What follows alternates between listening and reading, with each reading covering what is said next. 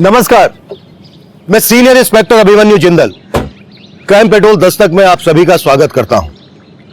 आज जो केस मैं आप लोगों के सामने रखने जा रहा हूं, इस केस में एक चलती हुई बस में शुक्ला परिवार को मारने की कोशिश की गई थी। पर इस कोशिश का मकसद क्या था? इस केस में अपराध की जड़ें इतनी गहरी थी कि जिसकी पकड़ में रिश्ते, परिवार, पावर, पॉलिटिक्स, गुस्सा, साजिश, दुश्मनी, हर वो वजह थी जो किसी भी अपराध का कारण बन सकती थी। पर क्या शुक्ला परिवार अपराध की इस दस्तक से वाकिफ था?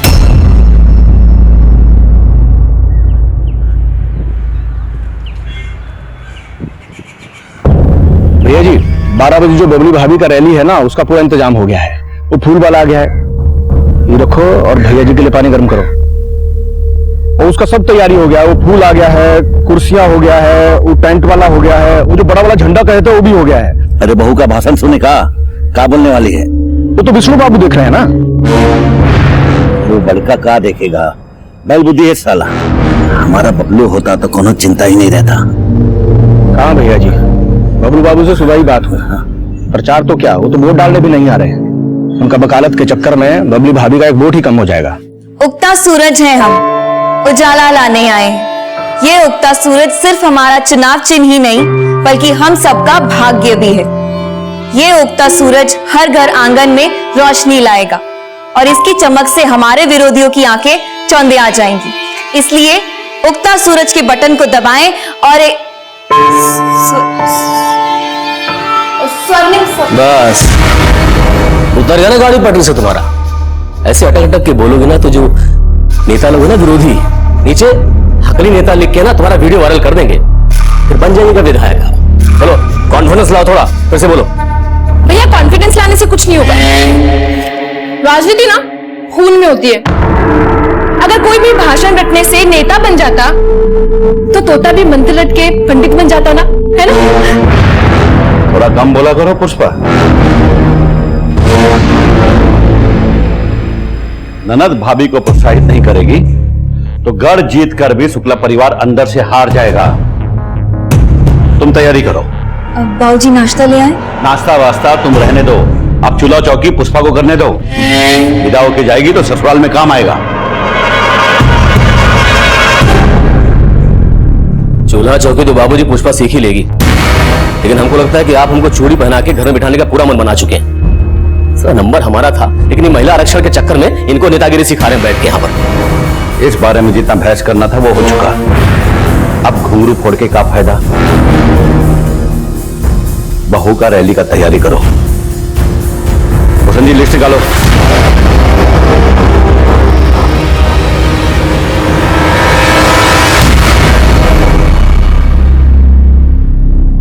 सुनिए, आप हमसे नाराज काहे हो रहे हैं? हम बाबूजी के कहने पे चुनाव लड़ रहे हैं। असल में गद्दी आपका ही रहेगा। ज्यादा नेत्री से अभिनेत्री मत बनना हमारे सामने। तो हमारा दिमाग फिर गया ना तो सारी नेतागिरी तो निकाल देंगे हम, समझी?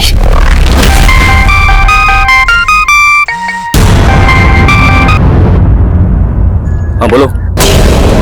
विष्णु जी, हमको आपसे जरूरी बात करनी है। तो अभी हम तुम्हारा कविता पाठ सुनने के मूड में है नहीं बिल्कुल। बाद में फोन करना। अरे अगर हमें कविता सुनानी होती तो हम आपको मैसेज नहीं करते। देखिए बात गंभीर है, हमको अभी आपसे मिलना पड़ेगा। देखो कहे थे ना वोटिंग के बाद मिलेंगे तो मिलेंगे, बाद में कॉल करना। रखो।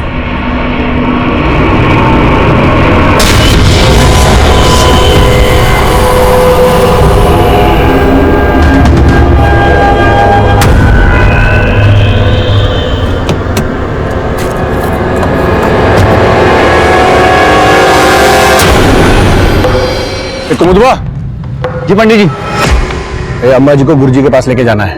गाड़ी निकालो। जी पंडित जी।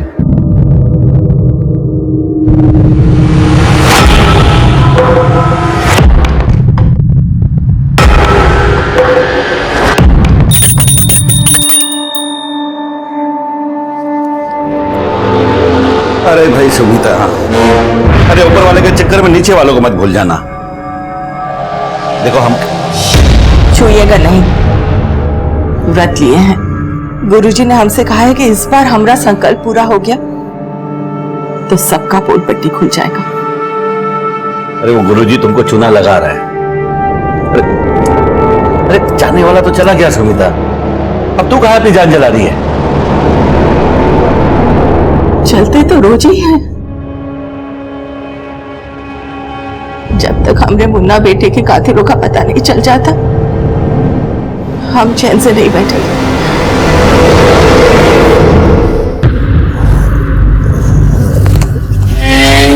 हटो, हो गया तुम्हारा। तुम्हारा सब कुछ तुम्हारे हिसाब से होता है। साला शादी किसी और के साथ करोगे और हनीमून किसी और के साथ। वो क्या है ना, टूर्नामेंट से पहले नेट प्रैक्टिस अच्छा होना चाहिए, नहीं तो साला सुहाग रात को अच्छे से परफॉर्म नहीं किए ना तो शुक्ला परिवार का रेपुटेशन खराब हो जाएगा। सही बोलती हो, साला खून में ही राजनीति है। लेकिन वो तुम्हारी बबली भाभी, वो तो तुमको पानी पानी कर दी। जीतेगी भाई जीतेगी, जीतेगी भाई जीतेगी, जीतेगी भाई जीतेगी, जीतेगी भाई जीतेगी, जीतेगी भाई जीतेगी, जीतेगी भाई जीतेगी। हमारे विष्णु भैया को तो तुम्हारे बाबूजी बबली भाभी की पूंछ बना दी है। तुमको क्या लगता है तुम्हारी बबली भाभी मृगननी का आगे टिक सकती है? हमारी नेता कैसी हो? हमारा नेता कैसी हो? हमारा नेता कैसी हो?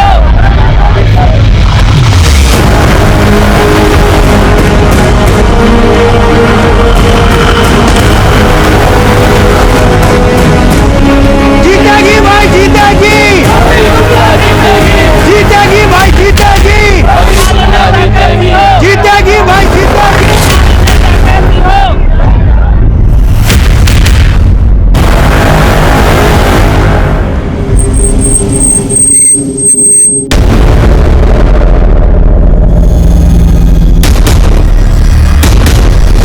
विष्णु शुक्ला, आगे आने से कछु नहीं होगा, गाड़ी तुमको ही पीछे लेना होगा।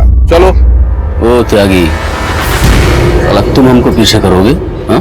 क्या कर रहे हैं? कहाँ कर रहे हैं? देखो त्यागी, चुनाव के समय दंगल ठीक नहीं है, इससे दोनों पार्टियों का छवि खराब होगा। छवि तो इनका खराब होगा। कर दीजिए ना इनको खुश, जाने दीजिए, लड़के लाल बड़ी चोट खाएं।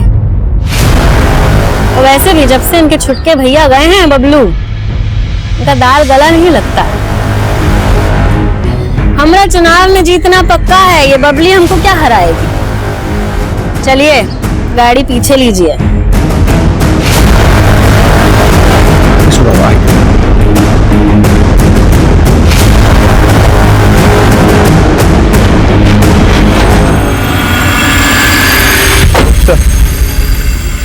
लाश का चेहरा बुरी तरह कुचला हुआ है, बॉडी पे कोई आई कार्ड या कुछ भी ऐसा नहीं मिला जिससे इसकी पहचान हो सके।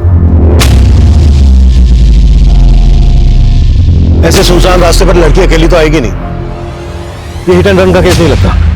लड़की को पर्पसली यहां लाकर मारा गया होगा या फिर मारने के बाद इसकी बॉडी यहां फेंकी गई। इसका चेहरा भी बुरी तरह से कुचला गया ताकि इसकी पहचान ना हो। आसपास के पुलिस स्टेशन से पता करते हैं, कहीं ना कहीं तो इसकी मिसिंग कंप्लेंट जरूर फाइल हुई है। जल्दी पता करो, चुनाव का टाइम हो सकता है किसी राजनीतिक रंजिश की वजह से इसका मर्डर हुआ हो। एक तो बहू को डरा के रखा है और अब रैली में त्यागी से भिड़ गया। बबलू को बुलाने के लिए मनाना ही पड़ेगा।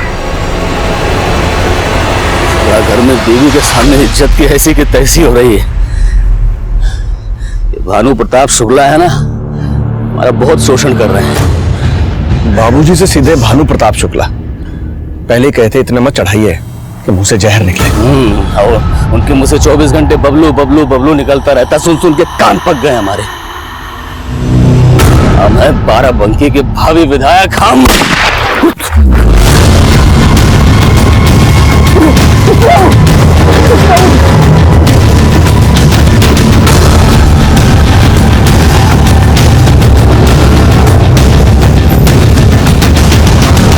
भैया जी, गोली पीट कर चुके निकला है। विष्णु भैया को बचा लिया है, लेकिन खून बहुत बहा है इसलिए बेहोश हो गए। पुलिस को पता तो नहीं चला? नहीं, सब निपटा लिया, आप चिंता मत कीजिए।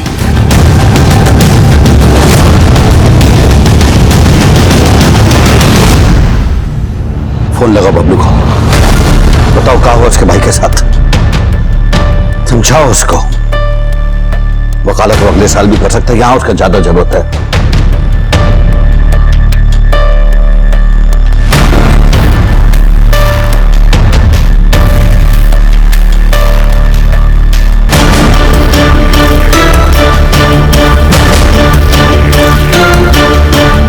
भैया जी, हम बबलू बाबू के साथ जो है लखनऊ से निकल लिए हैं।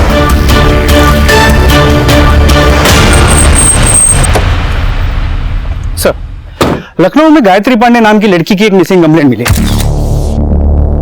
सर, ये लड़की एक कवयित्री है जो लखनऊ यूनिवर्सिटी से एमए कर रही है। तो वही के वुमेन्स हॉस्टल में रहती है, लेकिन बेसिकली रहने वाली बाराबंकी के बिनी गांव की है। उस लड़की की हमें लाश मिली बाराबंकी लखनऊ रोड पर। हो सकता है गायत्री लखनऊ से बाराबंकी आ रही हो और वहीं उसका मर्डर हो गया हो। गायत्री का एड्रेस है बाराबंकी का, तो कोई गायत्री की फैमिली का है? सर, लखनऊ पुलिस से पता करवाया, बिनी गांव में उसके पिता रहते हैं।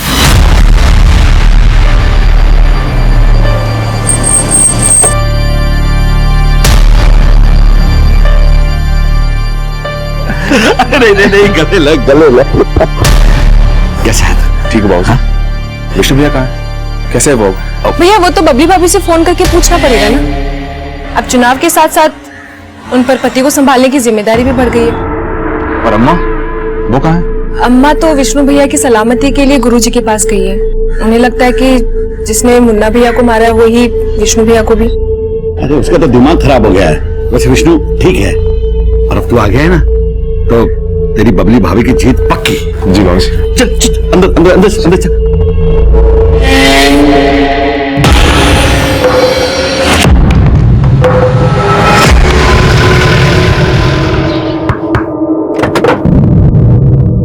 ब्रिज पांडे, गायत्री पांडे के पिता है ना आप? जी साहब। साहब, गायत्री हमसे कभी ऐसा कुछ बोली नहीं कि वो बाराबंकी आ रही है। गायत्री अपने लखनऊ हॉस्टल से 2 दिन पहले गायब हुई। कहाँ गई होगी वो? मेरी समझ में कुछ नहीं आ रहा है। आपको कुछ मालूम पड़ा है क्या? हमें लखनऊ बाराबंकी रोड पर एक लड़की की लाश मिली है।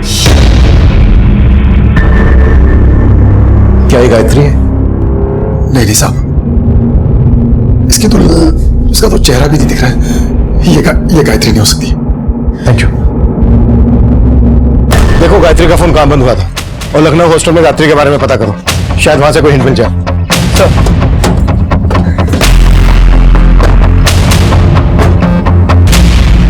मृणैनी, हमको मालूम चला है कि भानु प्रताप का छोटा बेटा बबलू लखनऊ से वापस लौट आया है। जानते हैं, अच्छा है, पूरा परिवार एकजुट हो गया और अभी भी साथ नहीं है। बस एक बार हम ये चुनाव जीत जाए, फिर सुधीर भैया की हत्या का ऐसा बदला लेंगे कि सबको बिखेर के रख देंगे। भैया, हम आपके कातिलों को जिंदा नहीं छोड़ेंगे।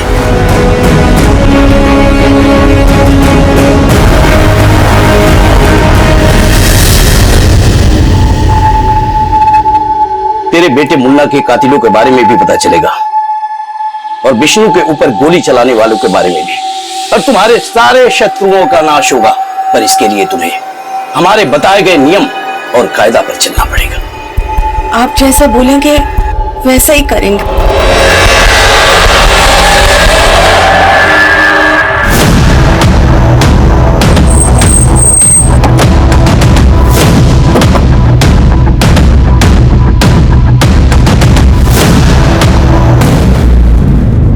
क्या गायत्री का लखनऊ में किसी के यहाँ आना जाना था या उससे मिलने कोई यहाँ आता था? यहाँ तो उससे मिलने कोई नहीं आता था, लेकिन आते जाते वो अक्सर फोन पे ही रहती थी। वो यहाँ कम ही रुकती थी। अक्सर कवि सम्मेलन के लिए वो टूर पे ही रहती थी। सर, ये देखिए। उगता सूरज है, हम उजाला लाने आए हैं। उगता सूरज सिर्फ हमारा चुनाव चिन्ह नहीं, ये उगता सूरज तो हमारे भाग्य का है। ये उगता सूरज हर घर हर आंगन को रोशन करेगा। ये उगता सूरज तो भानु प्रताप की पार्टी का चुनाव चिन्ह है। Yes sir. सर, इस नोटपैड पे जो लिखा है वही भाषण भानु प्रताप की बहू बबली शुक्ला ने अपने भाषण में बोला था। उगता सूरज है, हम उजाला लाने आए। मतलब गायत्री के पॉलिटिकल कनेक्शन थे। ये भाषण गायत्री ने भानु प्रताप की पार्टी की कैंडिडेट बबली शुक्ला के लिए लिखा होगा। बिल्कुल सर। सर गायत्री का फोन बाराबंकी में ही बंद हुआ था। लेकिन गायत्री के फादर ब्रिज का कहना है कि गायत्री बाराबंकी कभी आई नहीं। सर गायत्री की अपने फादर के साथ ना के बराबर ही बात होती थी। गायत्री के कॉल रिकॉर्ड में बबली शुक्ला के पति विष्णु शुक्ला का नंबर भी मिला है। सर गायत्री और विष्णु शुक्ला की काफी बातें होती थी और गायत्री ने आखिरी कॉल भी विष्णु शुक्ला को ही किया था। यहाँ जानते हैं हम गायत्री पांडे को, कवित्री है वो, और हम भी उसकी प्रतिभा से प्रभावित हैं। हमारी पार्टी के लिए भाषण लिखती है वो, अभी हमारी बीवी के लिए भाषण उसी ने लिखा था। भाइयों, मृग नयनी त्यागी वोटों का ध्रुवीकरण। गायत्री, इतना मुश्किल हिंदी मत लिखो, हम अटक जाएंगे। बोलना तो वही पड़ेगा जो गायत्री ने लिखा है। नहीं तो बाबूजी से कह दो जाके कि चुनाव नहीं लड़ना है तुमको। अरे हम मेहनत करेंगे ना इनके हिंदी उच्चारण पे, आप ये सब हम पे छोड़ दीजिए विष्णु जी। गायत्री के फोन से आखिरी कॉल आपको किया गया था, क्या बात हुई थी आपकी? कुछ खास नहीं, बस गायत्री ने पूछा कि भाषण कैसा था तो मैंने बोल दिया कि अच्छा था, तारीफ की उसकी बस।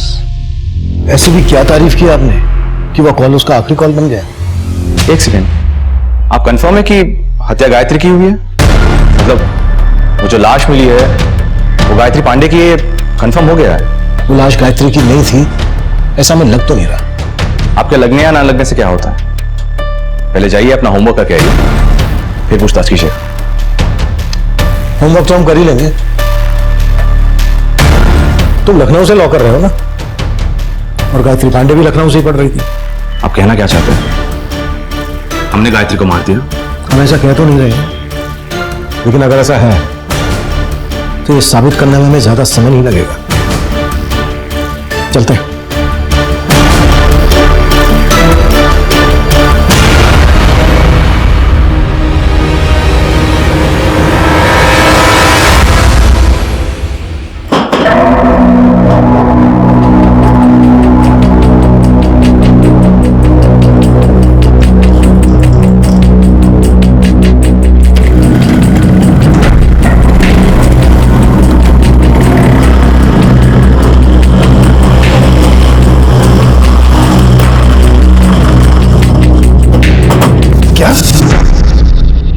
गायत्री का शुक्ला सदन में आना जाना था?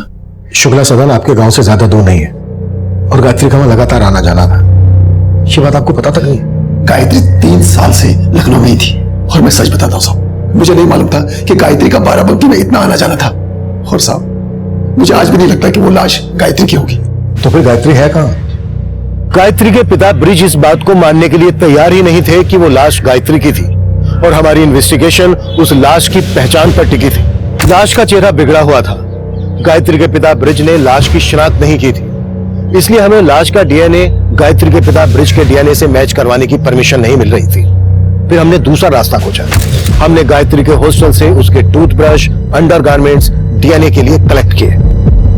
रिपोर्ट आने में वक्त लग रहा था और बाराबंकी के चुनाव खत्म हो चुके थे। ये चुनाव विष्णु शुक्ला की पत्नी बबली शुक्ला भारी मतों से जीती थी।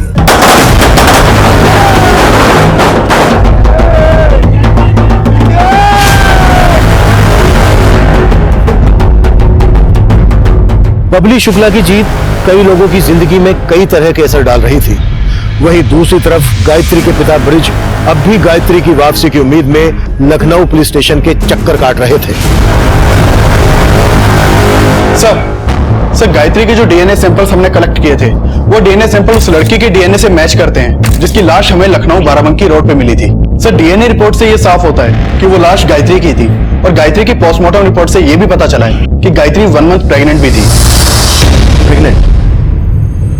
ये भी साफ है कि गायत्री विष्णु के बहुत करीब थी। हो सकता है वो बच्चा विष्णु का ही हो, और उसी बच्चे की वजह से गायत्री की मौत हुई हो। शुक्ला सदन चलते हैं, गाड़ी निकलो।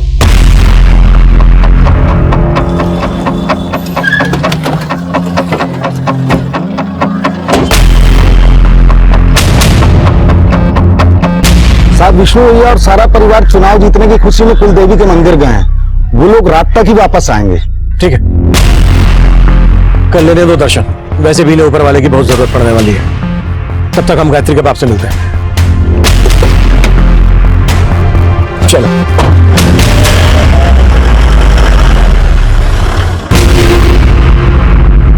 बोलो मैया रानी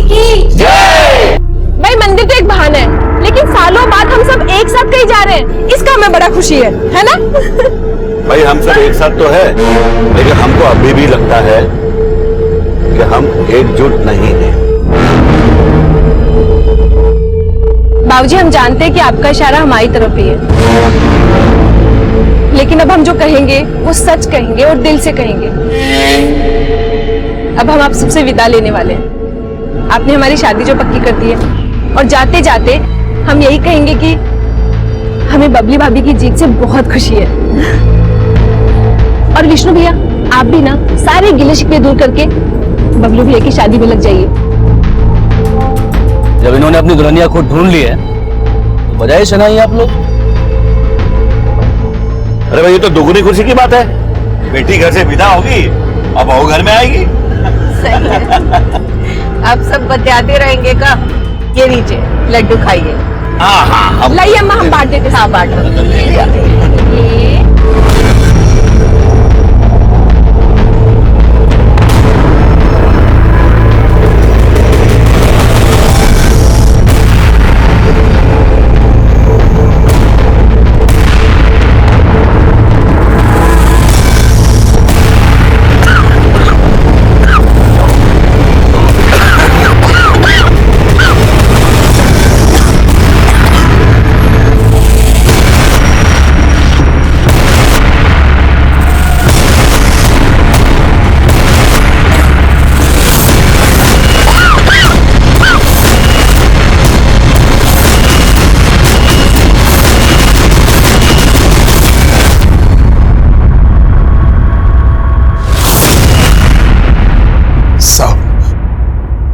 माना कि आपका दावा सही था, लेकिन आप ही सोचिए, एक बाप अपनी बेटी के बारे में कैसे सोच सकता है?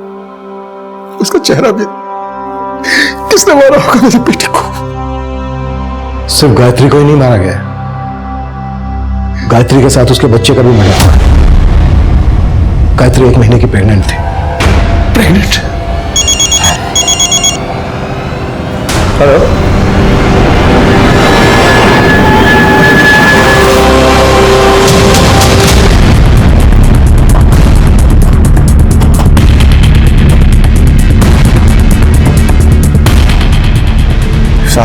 बस में सभी लोग कुलदेवी मंदिर जा रहे थे।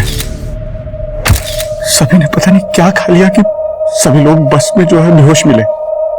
सब बस में बेहोश मिले? तो तुम कहां थे? साहब, मैं बस में नहीं था। मुझे भैया जी ने गाड़ी पीछे पीछे लाने के लिए कहा था। मंदिर की क्रॉसिंग तक हम साथ ही थे और मुझे एक जरूरी फोन आया, मैं पीछे रह गया। साहब, जब आगे पहुंचा तो मैंने देखा बस खड़ी हुई है। बस के साथ एक गाड़ी भी खड़ी हुई थी। उसे देखकर मुझे ठीक नहीं लगा।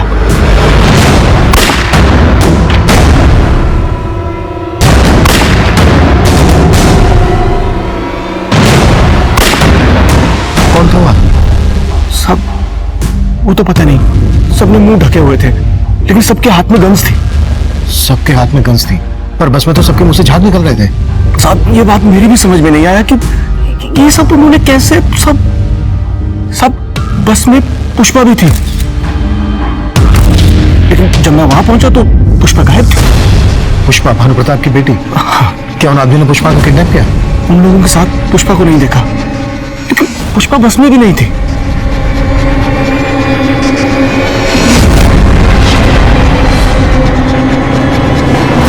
सर, सभी की कंडीशन बहुत क्रिटिकल लग रही है। हम सबकी बॉडी से पॉइजन फ्लैश आउट कर रहे हैं। अभी कुछ कहा नहीं जा सकता सर। डॉक्टर, 6 नंबर मरीज की हालत बहुत सीरियस है।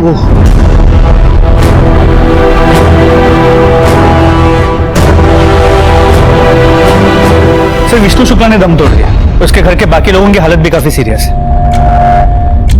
सर, अब तक तो हम ये सोच रहे थे कि इस गायत्री के मर्डर में विष्णु इन्वॉल्व है, लेकिन यहाँ तो विष्णु और उसके पूरे परिवार को मारने की साजिश हुई है। लेकिन घर की बेटी पुष्पा गायब है और भूषण का कहना है कि उसने बस के पास लोगों को देखा था जिनके हाथों में गन्स थी, लेकिन शुक्ला परिवार को पॉइजन दिया गया है। मुझे इस भूषण के बयान पे डाउट हो रहा है। दिनेश, तुम क्राइम सीन पर जाओ। सर,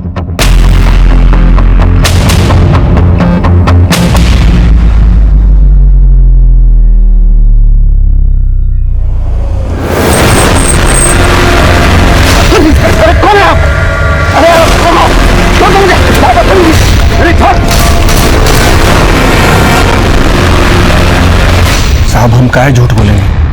हमने उन 2 गुंडों के साथ उन गाड़ी में भागते देखा। हमने उस गाड़ी को पहले भी देखा है। वो गाड़ी हमारे पीछे आ रही थी। हम फोन सुनने के लिए रुके, तब शायद वो आगे चली गई। तू ये सारी बातें इंस्टॉलमेंट में क्यों बता रहा है? साहब इतना सब कुछ हो गया, हमारे हाथ पैर ठंडे हो गए। साहब ऐसे सवाल मत पूछिए साहब, सच में हम शुक्ला परिवार के बहुत वफादार हैं। तो दुश्मन कौन है जो शुक्ला परिवार को जहर देकर मारना चाहेगा? साहब उमाशंकर और ये मृगनयनी त्यागी, वही लोग, उनके अलावा और कोई नहीं कर सकता है भैया जी की फैमिली के साथ ये सब। उन्होंने ही सब किया है। वो जो है वो चुनाव में हारने का बदला ले रहे हैं। सर, बस का ड्राइवर शुक्ला परिवार के सिक्योरिटी गार्ड्स, इन लोगों ने भी दम तोड़ दिया है। अब सिर्फ बबलू, स्मिता, भानु प्रताप और बबली, बस ये लोग ही बचे हैं।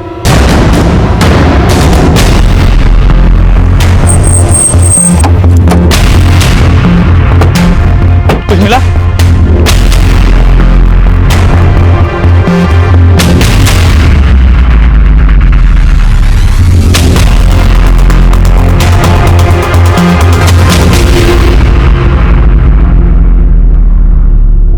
सर, इन लोगों को सिर्फ जहर ही नहीं दिया गया, बल्कि इनके साथ लूट भी हुई है। नर्स ने बताया कि सब औरतों के कान छिले हुए थे।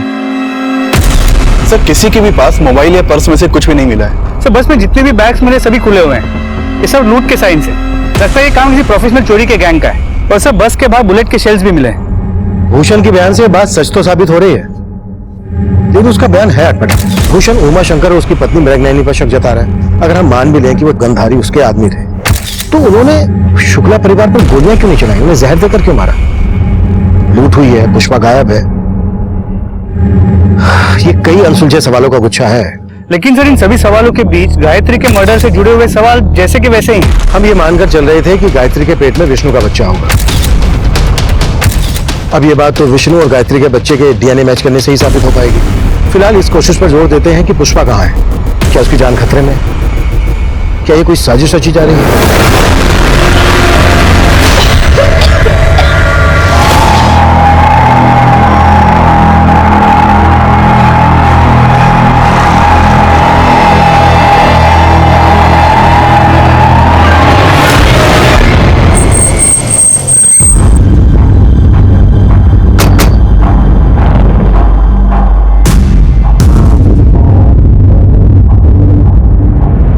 अभी कुछ दिन पहले आप सुधीर त्यागी के मर्डर का आरोप भानु शुक्ला पर लगा रही थी। वो तो साबित नहीं हो पाया, पर अब देखिए शक की सुई उल्टा आप पर घूम गई है। शुक्ला परिवार जहर के प्रकोप से मर गया। लेकिन एक बात समझ में नहीं आ रही है, ये पुष्पा को अगवा करवा कर आप कौन सी नफरत निकाल रहे हैं? देखिए, हम ना ही किसी को मरवाए हैं और ना ही अगवा कराए हैं। काहे बासी बासी सुनते सुना रहे हैं आप? ठीक है, नई बात करते हैं।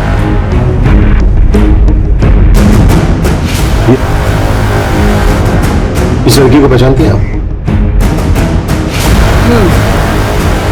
इसका कविता गोष्ठी सुना है और इसको मारा कौन है तो जानते होंगे आप। अच्छा है, इतना सब तो जानती हैं आप। इंस्पेक्टर, काहे टाइम बर्बाद कर रहे हैं? जाइए अपना टाइम कहीं और लगाइए। 2 नकाबपोश भेजे थे आपने शुक्ला परिवार को मरवाने के लिए। जैसे ही वो हमारी पकड़ में आ गए, सीधा अंदर जाएंगे आप। चलते हैं।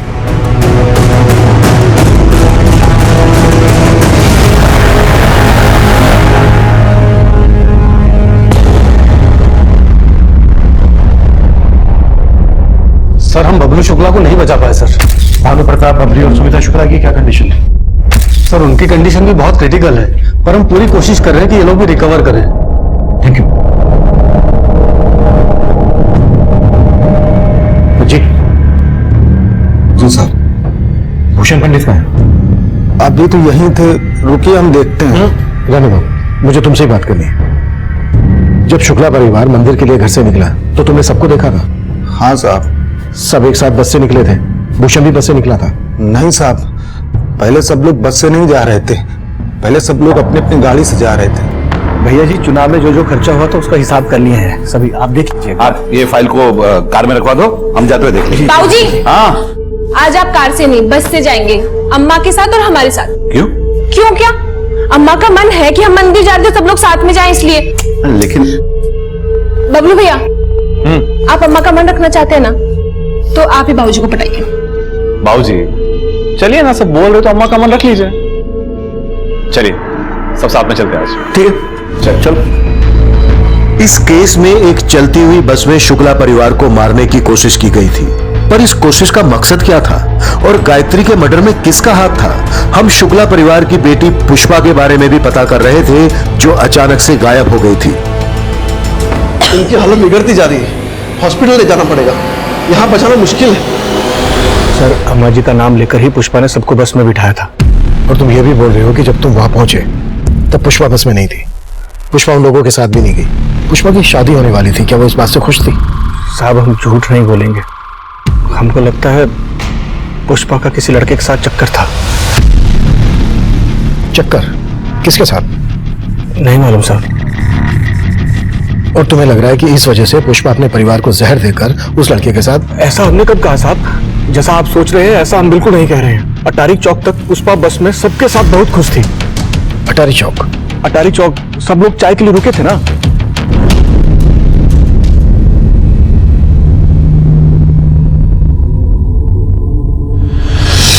तुम बोल रहे थे कि एक गाड़ी तुम्हारा पीछा कर रही थी, तो वो गाड़ी भी वहां रुकी होगी। तब हमारा नजर गाड़ी पर नहीं पड़ा, वो तो अटारी चौक से निकलने के बाद हमने देखा गाड़ी पीछे आ रही है, तब भी हमें उस पर इतना शक नहीं हुआ। लेकिन साहब, जब आप पूछ रहे हैं तो हमें लग रहा है कि वही गाड़ी। अटारी चौक पे कौन सी चाय की दुकान? साहब, वहाँ एक ही चाय की दुकान है। देख भूषण, अब तक मैंने तेरी हर बात पर भरोसा किया है, एक बात और सच बता दे, क्या गायत्री का विष्णु के साथ रिश्ता था? साहब, हम सच कह रहे हैं, हम उतना ही जानते हैं जितना विष्णु बाबू हमें बताए हैं। गायत्री लखनऊ के एक हॉस्टल में रह रही थी, बबलू भी लखनऊ से लौट रहा था, क्या इन दोनों के बीच कोई रिश्ता? कैसी बात कर रहे हैं साहब? बबलू बाबू तो शादी करने वाले थे। बबलू की भी शादी होने वाली थी? हाँ सर, उन्होंने तो लड़की भी पसंद कर ली थी, और बबलू बाबू की उसी दिन शादी होने वाली थी जिस दिन पुष्पा की।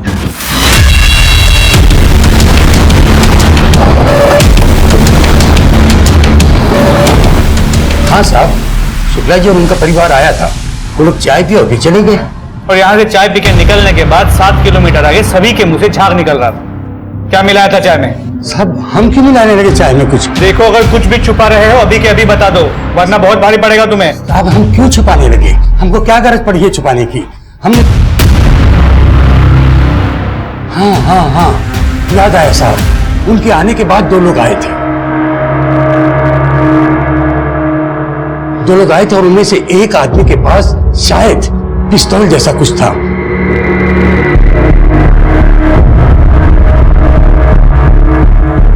और जैसे ही शुक्ला जी की बस निकली, पीछे पीछे वो लोग भी चले गए।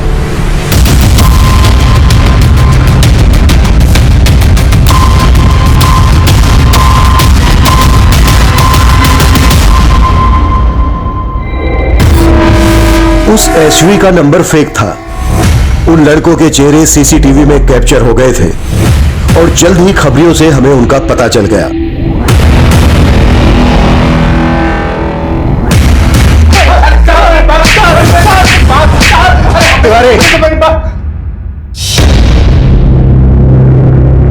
और पिटना है या फिर बोलना है? बताता हूँ साहब, बताता हूँ साहब। उस दिन लगातार हम लोग बस का पीछा कर रहे थे साहब। सोचा था कि समय मिलेगा तो सबको मार देंगे साहब, लेकिन देखा कि एक जगह आगे जाके गाड़ी रुक गई थी साहब।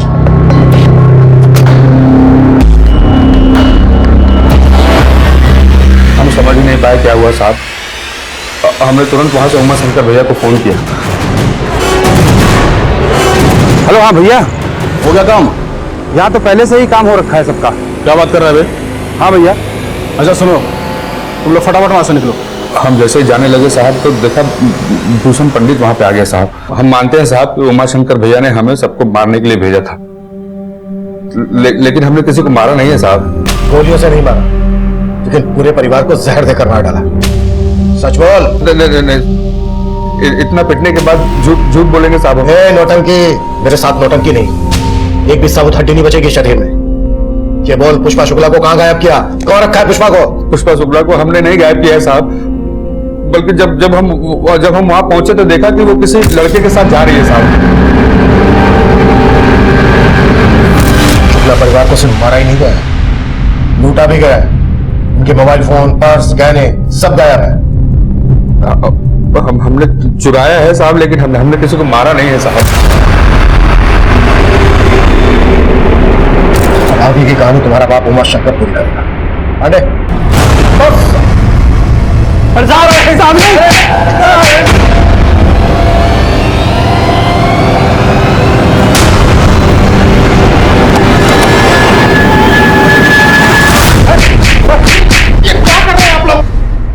सर उमाशंकर को बहुत तोड़ा, लेकिन वो अब भी यही बोल रहा है जो उसके आदमी बोल रहे थे कि इस केस से उनका कोई लेना देना नहीं है। सर पुष्पा के कॉल रिकॉर्ड चेक किए। एक समीर नाम के लड़के के साथ उसकी काफी बातें होती थी। सर समीर के डिटेल्स, घटना वाले दिन इन दोनों के बीच काफी सारे कॉल्स एक्सचेंज हुए थे और उस दिन के बाद से ये समीर भी गायब है। इस समीर का पुष्पा से क्या कनेक्शन? सर बॉयफ्रेंड गर्लफ्रेंड वाला कनेक्शन। दोनों कॉलेज में साथ में पढ़ते थे। और भानु प्रताप पुष्पा की शादी कहीं और करवा रहा था। जी सर, तो हो सकता है कि ये पूरा कांड समीर और पुष्पा ने मिलकर किया और उसके बाद ये दोनों गायब हो गए।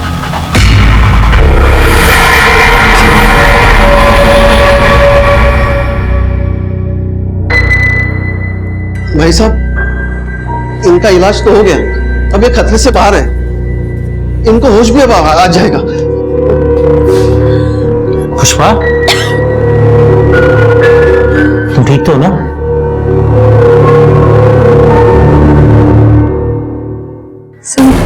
समीर आप लेटे रहिए, आप लेटे रहिए। आपको भी आराम की जरूरत है।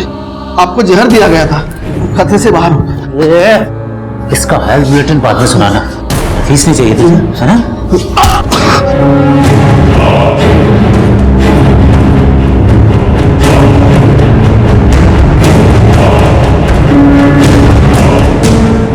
साला तुम्हारे खून में तो राजनीति था, ये जहर कहां से उतर गया? गायत्री पांडे की हत्या से शुरू हुआ यह केस शुक्ला परिवार को दिए जहर की पहेली में उलझ कर रह गया था। अब समीर भी हमारा सस्पेक्ट था। तब हम ये मानकर चल रहे थे कि पुष्पा अपनी मर्जी से समीर के साथ भागी होगी, क्योंकि पूरे परिवार को जहर देना अकेले समीर के बस की बात नहीं थी। जहर पुष्पा को भी दिया गया था और इस केस का अगला घुमाव हमारी सोच से भी परे था। जिस तरह पुष्पा का कनेक्शन समीर के साथ था, उसी तरह हो सकता है इस कांड का कनेक्शन बबलू से हो। बबलू के बारे में सब कुछ पता करो। बबलू और पुष्पा की जिनसे शादी होने वाली थी, उन्हें मिलने के लिए बुलाओ। Okay sir. सर अब तक हम लोग ये मान रहे थे कि गायत्री के पेट में जो बच्चा है वो विष्णु का है, लेकिन उस बच्चे का डीएनए विष्णु के डीएनए से मैच नहीं करता। मतलब गायत्री की जिंदगी में कोई और लड़का था जिसने उसको प्रेग्नेंट किया? सर गायत्री के हॉस्टल वार्डन ने बताया था कि अक्सर रात में गायत्री हॉस्टल नहीं आती थी। उसके पिता ने भी यही कहा था कि बाराबंकी में होते हुए भी वो उससे मिलती नहीं थी। लेकिन गायत्री के कॉल रिकॉर्ड में विष्णु के अलावा ऐसा कोई भी सस्पेक्ट नहीं मिला जिसने उसे प्रेग्नेंट किया। अब तक हम ये मानकर चल रहे थे कि गायत्री का यहाँ बाराबंकी में शुक्ला परिवार के यहाँ आना जाना था, और अब लग रहा है कि उसका यहाँ बाराबंकी में किसी और के यहाँ भी आना जाना था। बाराबंकी में जितने भी गायत्री के दोस्त हैं, रिश्तेदार हैं, सबसे मिलो। गायत्री से जुड़ी हर बात हमें पता होनी चाहिए। सर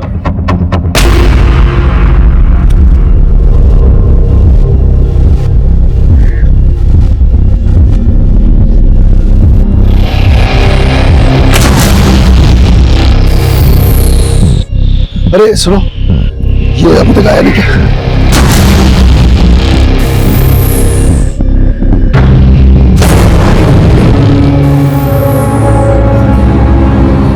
खा लो। खोल हमको। तुमको खोल दिए ना, तुम भाग जाओगे। हमारा विश्वास करो, हम कुछ नहीं किए।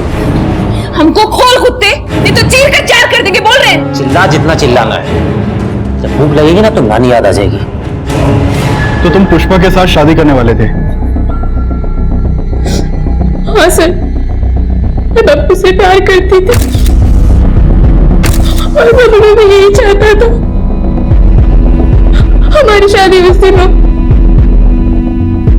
बबलू की बहन पुष्पा की शादी तो कई महीने पहले ही फिक्स हो गई थी। बबलू तुमसे उसी दिन शादी क्यों करना चाहता था? सर वो कह रहा था कि उसके पापा चाहते हैं कि जिस दिन उनके घर से बेटी जाए उसी दिन उनके घर में बहू आए।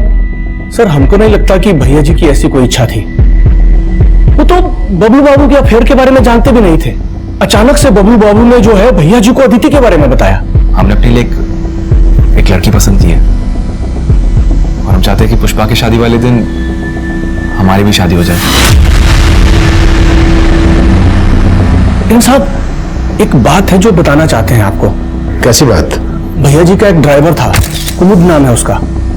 बबली भाभी के इलेक्शन जीतने के बाद अचानक से वो एक दिन हमारे पास आया और बोला कि पंडित जी वो हमें गांव जाना है, छुट्टी चाहिए। और छुट्टी नहीं पंडित जी, गांव में कुछ काम है, हमें काम छोड़ना है।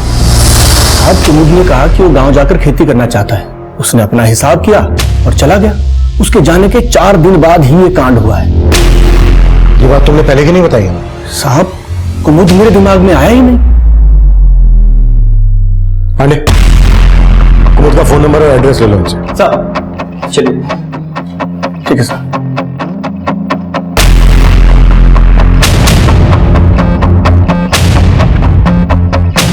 यहाँ बाराबंकी में गायत्री पांडे की एक अच्छी दोस्त के बारे में पता चला है। उसका नाम नीता है। दोनों ने स्कूल साथ में किया था। उसे थाने बुला लिया है। हाँ सर, गायत्री बाराबंकी आती तो थी और कभी कभी हमसे भी मिलती थी, पर हमें नहीं पता था कि उसके साथ इतना बुरा हुआ। गायत्री की मौत हुई काफी समय हो गया है। गायत्री के फादर का घर तुम्हारे घर से ज्यादा दूर तो है नहीं। गायत्री के फादर ने ये बात तुमसे बताई नहीं? नहीं सर, हम उनसे बात नहीं करते थे और हम तो क्या, गायत्री ने खुद उनसे सारे संबंध अपने तोड़ दिए थे। क्यों? I mean, ऐसा क्या हो गया था जिस वजह से गायत्री ने अपने फादर से सारे संबंध तोड़ दिए? सर जब आप इतना घिनौना हो तो कौन उससे संबंध रखेगा? गायत्री सिर्फ 14 साल की थी जब उसकी माँ गुजर गई और उसके बाद से उसके पापा उसके साथ। पापा हमारा रोज रेप करते हैं और फिर कहते हैं कि अगर हमने किसी को बताया तो वो हमें जान से मार देंगे।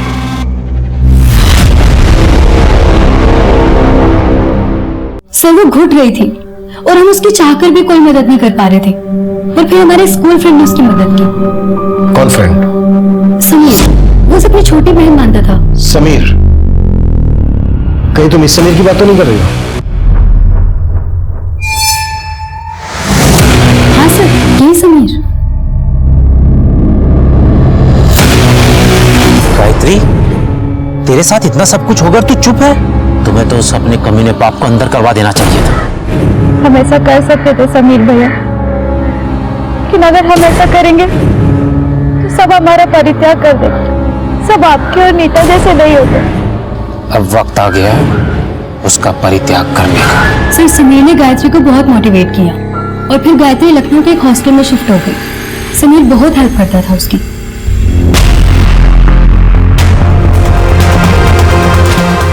साहब वो लड़की झूठ बोल रही है, झूठ बोल रही है साहब। हम अपनी बेटी के साथ। तूने तो गायत्री की शिनाख्त भी नहीं की थी, इसीलिए ना कि उसके पेट में तेरा बच्चा था। साहब इतना बड़ा आरोप मत लगाइए, पिता है हम उसके। पिता है तो उसका, फिर भी वो तुझे फोन तक नहीं करती थी, तेरे साथ सारे संबंध तोड़ चुकी थी। नहीं साहब, वो हमसे नाराज थी। हम उसके लखनऊ जाके पढ़ने के खिलाफ थे और वो अचानक एक दिन घर से भाग गई और उसको भगाया वो समीर। उस समीर को अच्छा आदमी समझने की गलती मत कीजिए, एक नंबर का कमीना है साहब वो। उसने हमारी हमसे बेटी छीन ली। साहब ये जो नीता है ना, ये समीर का पढ़ाया हुआ बोल रही है और समीर गायब है। हम रोज उसके घर से होके आते हैं लेकिन वहां ताला लगा होता है। और जो बच्चा है ना वो समीर का ही होगा। अगर तुझे ये लगता है कि वो बच्चा समीर का होगा तो तूने समीर का नाम पहले क्यों नहीं लिया? अपनी मरी हुई बेटे का और बदनाम नहीं करना चाहते थे। हमने कुछ नहीं किया सर, कुछ नहीं किया। तो नीता ने कहा था कि समीर गायत्री को अपनी बहन मानता है, लेकिन यहाँ ब्रिज कह रहा है कि गायत्री के पेट में जो बच्चा है वो समीर का है। अगर ब्रिज की बात सही माने तो फिर नीता झूठ बोल रही है। इस नीता पे नजर रखो और कैसे भी करके ये पता लगाओ कि समीर कहां मिलेगा। एक बार समीर हमारे हाथ लग जाए फिर पता चल जाएगा कि सच कौन बोल रहा है और झूठ कौन बोल रहा है। सर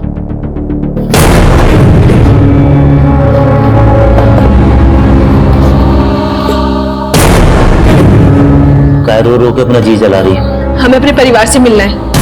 कोई नहीं बचा। सर कुमुद मिश्रा अपने गांव से भी गायब है और उसका फोन उस हादसे के 2 दिन पहले से ही बंद है जब शुक्ला परिवार को जहर दिया गया था। इस कुमुद का समीर के साथ क्या कनेक्शन है? सर कुमुद की कॉल रिकॉर्ड से तो ऐसा कुछ सामने नहीं आया, लेकिन कुमुद मिश्रा की विशंबर दास नाम के आदमी से काफी बातें होती थी। है कौन ये विशंबर दास? साहब विशंबर दास तो अम्मा जी के गुरुजी का नाम है। गुरुजी। हाँ साहब, कुलदेवी के मंदिर के पास ही तो उनका डेरा है। उस दिन शुक्ला परिवार गुरुजी के आमंत्रण पर ही मंदिर जा रहा था।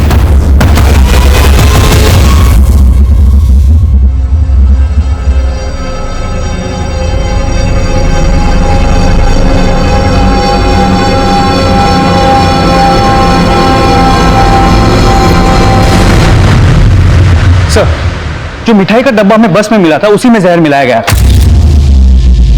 उस मिठाई में वही जहर मिला है जो सबकी बॉडी में मिला था। कहां से खरीदी गई थी ये मिठाई? सर, ये होममेड लड्डू। हेलो सर, हमने इनको ऑक्सीजन मास्क लगाया था, पर नर्स जब सुबह इनके रूम में गई तो हटा हुआ था। यानी किसी ने पर्पसली ऑक्सीजन मास्क हटाया। कल तुम ड्यूटी पे थी ना? हाँ सर। तो तुम्हें पता होगा मास्क किसने हटाया। मैं नहीं जानती सर, मैं बाकी मरीजों को देखने में लगी थी। हाँ, लेकिन रात में उनका सर्वेंट पज्जू यहाँ आया था और सुबह जब मैंने ऑक्सीजन मास्क हटा देखा तो वो हॉस्पिटल में नहीं था।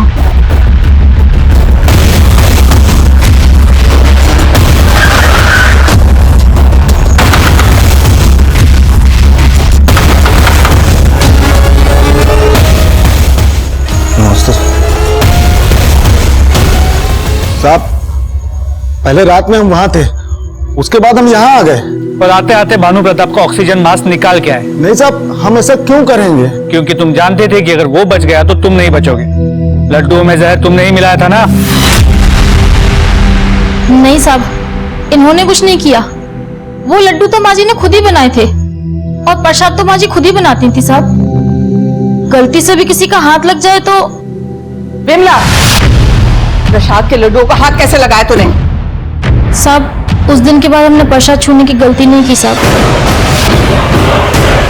डॉक्टर, अब सिर्फ सुमिता और बबली शुक्ला ही बचे हैं। हमारे इनसे बात करना बहुत जरूरी है। ये दोनों अपना बयान देने की हालत में कब तक आ जाएंगे? सर, सुमिता शुक्ला की हालत अभी भी बहुत क्रिटिकल बनी हुई है। कई वाइटल ऑर्गन्स रिस्पॉन्ड नहीं कर रहे हैं, पर हम उम्मीद करते हैं कि बबली शुक्ला जल्दी होश में आ जाएगी। ठीक है, थैंक यू डॉक्टर।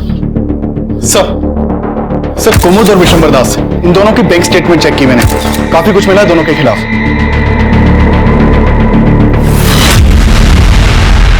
तुम दोनों की सारी सौदेबाजी क्लियर हो गई।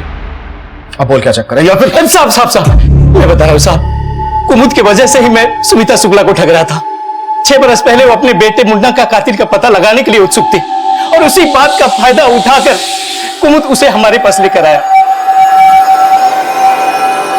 अब कुमुद मुन्ना के बारे में जो हमको बताया था, हम सुमिता को वही बताते थे और उसे लगता था कि हम कोई अंतर्यामी है। वो प्रसाद के जिन लड्डुओं का भोग लगा के गई थी, जहर मिला था उनमें। ऐसा भी क्या भोग लगाया था तूने? नहीं साहब, हमें नहीं पता है कि उस लड्डू में जहर किसने मिलाया था। सुमिता शुक्ला को अपने पूरे परिवार को कुलदेवी के मंदिर लाने के लिए तूने ही कहा था ना? हमने उनसे वही कहा जो कुमुद ने हमको बोला था। अब इसके पीछे कुमुद की क्या मंशा थी हमें नहीं पता साहब। ये कुमुद कहाँ मिलेगा? साहब, अभी ये नहीं पता। अच्छा, अने दिसंबर ने बताया कि सुमिता शुक्ला को लगता था कि उसके छोटे बेटे मुन्ना का मर्डर हुआ है। सुमिता के घर की छानबीन करो और मुन्ना से जुड़ी हर बात पता करो। Okay sir. सर, एक बात पता चली, तिलक नगर पुलिस स्टेशन में इस डॉक्टर चतुर्वेदी की मिसिंग कंप्लेंट फाइल हुई। इसके क्लिनिक के आसपास के सीसीटीवी फुटेज को जब खंगाला तो पता चला इसे किडनैप किया गया है और जिस कार में किडनैप किया गया है वो समीर के नाम पे रजिस्टर्ड है। मतलब इस डॉक्टर का किडनैप भी समीर ने किया है? समीर और कुमुद हमारे प्राइम सस्पेक्ट थे। पुष्पा की भूमिका पर भी हमें शक हो रहा था, लेकिन जहर पुष्पा को भी दिया गया था। डॉक्टर चतुर्वेदी को पुष्पा के इलाज के लिए किडनैप किया गया था और समीर की तलाश गायत्री की प्रेगनेंसी और उसके मर्डर के राज से भी जुड़ी थी। हेलो, कायरो रो के अपना खून पानी कर रही हो। जाने वाले को कोई वापस ला सकता है?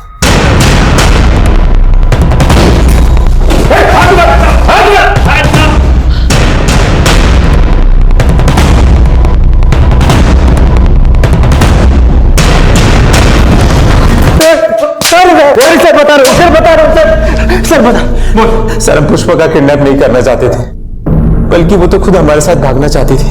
हाँ सर, समीर सही बोल रहे हैं। हम उससे प्यार करते हैं, लेकिन बाबूजी हमारी शादी कहीं और करा रहे थे। समीर के साथ भागने के लिए तुमने अपनी पूरी फैमिली को मार डाला।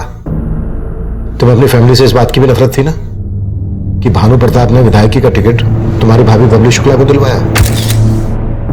हाँ सर, हम नाराज थे, लेकिन हम अपने परिवार को क्यों मारेंगे? जहर तो हमें भी दिया था ना। लेकिन तुम तो अभी भी जिंदा हो। क्या षड्यंत्र रचा था तुम दोनों ने? सर, हमने कोई षड्यंत्र नहीं रचा। हमारा समीर के साथ भागने का प्लान था। अपने परिवार के साथ आखिरी वक्त बिताना चाहते थे और उसके बाद समीर के साथ भाग जाने वाले थे, लेकिन एकदम से सर, हम शॉर्टकट वाले रास्ते से बंदी जा रहे थे पुष्पा को भगाने के लिए, तभी अचानक हमने देखा कि बस सड़क से सीधा झाड़ियों में चली गई। हम आ गए तो हमने देखा कि बस में सब लोग बेहोश थे, सबके मुंह से झाग निकल रहे थे। हमें कुछ समझ में नहीं आया, हमने पुष्पा को वहां से उठाया और अपनी बाइक पर लेकर चले गए। सर, हम डर रहे थे कि कहीं हम फंस ना जाए, इसलिए हमने पुष्पा को अपने साथ रोक के रखा था।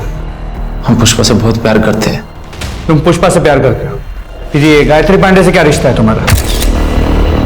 सर, उसे हम अपनी बहन की तरह मानते हैं। लेकिन उसके बाप का तो कुछ और ही कहना है। उसका कहना है कि गायत्री के पेट में जो बच्चा था वो तुम्हारा था। नहीं सर, वो झूठ बोल रहा है। वो कमीना तो खुद गायत्री का रेप करता था। साहब, ये लड़का झूठ बोल रहा है। तू झूठ बोल रहा है। साहब, आप चाहो तो गायत्री की फ्रेंड नीता से पूछ सकते हैं। अरे साहब बता दो। साहब, हमने गायत्री की मजबूरी का फायदा उठाया, लेकिन उसका मजबूर ये करता था।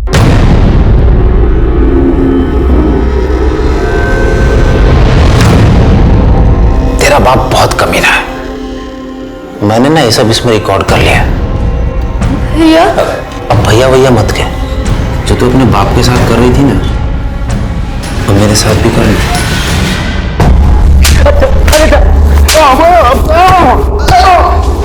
मतलब कमीना तुम दोनों थे, इसीलिए गायत्री को मारा था? नहीं साहब, हम मानते हैं कि गायत्री के पेट में हमारा बच्चा था, लेकिन हमने गायत्री को नहीं मारा। दिनेश, तो साला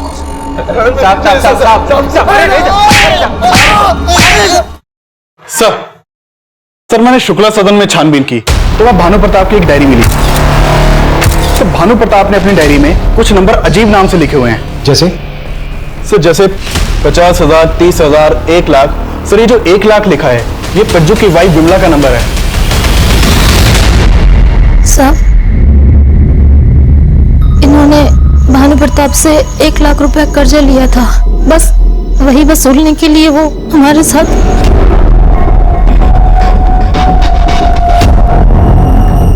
अपनी लुगाई के समझा दे कि नखरे कम किया करे। अभी ब्याज वसूला है, मूल बाकी है। समझा?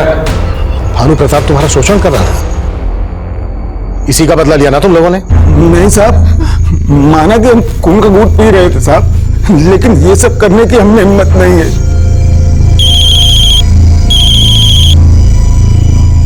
हेलो सर, बबली शुक्ला को होश आ गया है। डॉक्टर ने कहा है कि हम उससे मिल सकते हैं। ओके। सर, हमें नहीं पता कि पज्जू और विमला ने क्या किया है, लेकिन लड्डू अम्मा जी ने ही बनाए थे और अम्मा जी भोग लगाने से पहले किसी को भी लड्डुओं को हाथ नहीं लगाने देती थी। ऐसा क्या होता था उन लड्डुओं में कि वो किसी को हाथ नहीं लगाने देती थी? सर, हमें लगता था कि वो सात्विकता रखने के लिए ऐसा करती थी, लेकिन बाद में लगा कि वो अपना संकल्प ना टूट जाए, इसलिए वो ऐसा करती थी। कैसा संकल्प? उन्होंने संकल्प लिया था कि वो अपने छोटे बेटे मुन्ना के कातिल का पता लगाएंगी। उन्हें ऐसा क्यों लगता था कि उनके बेटे मुन्ना का मर्डर हुआ था? डेथ सर्टिफिकेट में तो साफ है कि उसकी मौत एक लंबी बीमारी के कारण हुई थी। सर, हमें ज्यादा कुछ नहीं पता। ये सुमिता का कोई भ्रम था या उसमें कोई सच्चाई थी, इसका कोई प्रमाण नहीं था। अघोरी उसे छल रहा था और उससे छलने वाली सुमिता अब मर चुकी थी। उस वक्त हम ये थ्योरी बना रहे थे कि क्या वो औरत खुद उन लड्डुओं में जहर मिलाएगी, लेकिन उसका हमें उस वक्त कोई पुख्ता प्रमाण या वजह नहीं दिख रही थी। और गायत्री पांडे का मर्डर भी बेजवाब सवाल लिए खड़ा था। हम शुक्ला परिवार के हर जानने वाले से मिल रहे थे, लेकिन बबलू शुक्ला की जिस लड़की से शादी होने वाली थी, उसका बयान हमें सोचने पर मजबूर कर रहा था। सर, ये बात सच है कि हम बबलू से बहुत प्यार करते थे। पिछले 5 सालों में हमने उसे कई बार प्रपोज किया, लेकिन उसने मुझसे मना ही किया। पर एक दिन अचानक उसने हमें मिलने के लिए बुलाया। अदिति, तुमसे कुछ बात करनी है। बोलो। तुम मुझसे शादी करना चाहती हो ना? हाँ। हम तैयार हैं। सर, बबलू ने हमें हाथ तो कर दिया था, लेकिन हमें फिर भी लगता था वो हमें प्यार नहीं करता था। प्यार नहीं करता था तो फिर उसने तुमसे शादी करने के लिए हाँ क्यों की? आई डोंट नो सर, पर कोई ना कोई वजह जरूर थी। कुछ जान पात थी उससे पहले ही ये सब हो गया। और कुछ ऐसा बबलू में था जो तुम्हें अजीब लगा हो? सब पिछले 7-8 महीने से वो लखनऊ में था, घर पे जाता ही नहीं था। ऐसे लगता है जैसे वो जानबूझ के घर पे जाना अवॉइड कर रहा था।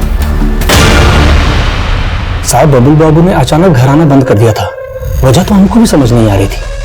पिछले 7-8 महीने के दौरान ऐसा क्या हुआ था घर में जिसका असर बबलू पे पड़ा हो? इस दौरान बहुत कुछ हुआ। जैसे विष्णु का शादी हुआ और बबलू भाभी चुनाव जीत गई। विष्णु की शादी कब हुई थी? ये 7-8 महीने पहले तो उनका शादी नहीं हो रहा था। शादी क्यों नहीं हो रही थी? वो मांगलिक थे ना, तो उनका शादी नहीं जुड़ रहा था। लेकिन बबलू भाभी इन बातों को नहीं मानती थी। बबली शुक्ला के बारे में सब कुछ पता करो। मुझे लगता है इस कहानी का द एंड वही सुनाएगी। सर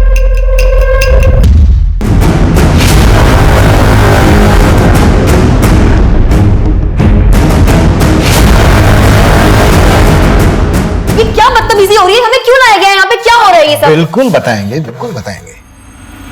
पर ये क्या बबली जी, पूरी महाभारत खत्म हो गई और आपने अपना सही सही परिचय नहीं दिया हमें। कहना क्या चाहते हैं आप? बबलू से आपका क्या रिश्ता था? आप खुद बताएंगे या फिर हम हमारे तरीके से उगवाए हैं? कुसुम, हमारा कोई रिश्ता नहीं था, लेकिन हम बनाना चाहते थे। प्यार करते थे उससे, लेकिन उसको हमारी फीलिंग्स की कोई कदर ही नहीं थी। फिर भी हम बबलू से बहुत प्यार करते थे, इसलिए उसको अपनी जिंदगी में लाने का हमने दूसरा रास्ता खोजा।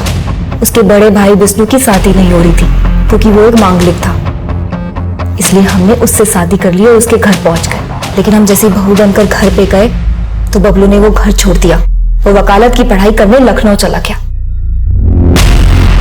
हमें कुछ समझ में नहीं आ रहा था, जिसकी वजह से हम उस घर में गए थे वही हमारे पास नहीं था। फिर हमने सोचा कि एक विष्णु ही है जो बबलू और हमारे बीच में रोड़ा बन रहा है, क्यों ना हम उसी को हटा दें। और हमें शक था कि विष्णु और गायत्री का चक्कर चल रहा है, इसलिए हमने कुमुद से कहकर गायत्री को मरवा दिया ताकि सारा शक विष्णु पर चला जाए। लेकिन उसकी लाश की पहचान करने में आप सबको वक्त लग गया और वो सब चौपट हो गया। फिर हमने दूसरा प्लान सोचा, विष्णु को रास्ते से हटाने का। हाँ, हमने विष्णु पे गोली चलवाई थी, लेकिन वो फिर भी बच गया। लेकिन उसका नतीजा अच्छा हुआ, बबलू वापस आ गया था। क्या कर रही हो तुम? हमारी भाभी बन कर दी, हमारा पीछा नहीं छोड़ रही हो तुम? हम तुम्हारा पीछा कभी नहीं छोड़ेंगे। तुम्हारी ये मंशा कभी पूरी नहीं होगी। हमको लगा हम फिर से कोशिश करेंगे बबलू के पास आने की, लेकिन उससे पहले ही बाबूजी, हमने अपने लिए एक लड़की पसंद की है। लेकिन बबलू ने हमें जलाने के लिए अदिति से शादी करने का फैसला कर लिया था।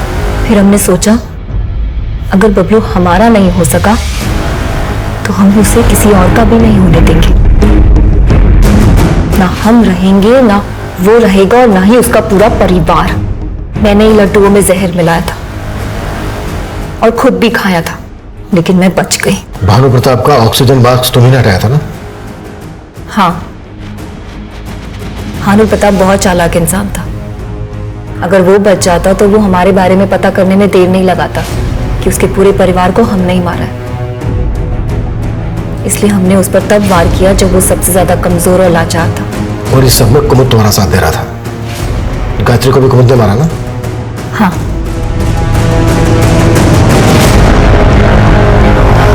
कुमुद कहाँ है जिसने सब में तुम्हारा साथ दिया? कुमुद को तो हमने खाई में धक्का मार दिया, क्योंकि अगर वो बच जाता तो आप लोग हम तक पहुंच सकते थे। अब सर, गेहूं के साथ खून तो पिसता ही है।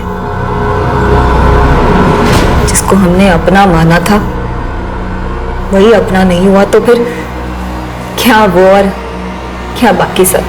अब हो गया वो अपना। ये कैसे सोच लिया कि हम तुम तक नहीं पहुंचेंगे? और बिल्कुल सही कहा बबली जी, गेहूं के साथ खून तो पिसता ही है। अब पीसना गेहूं पूरी जिंदगी जेल में।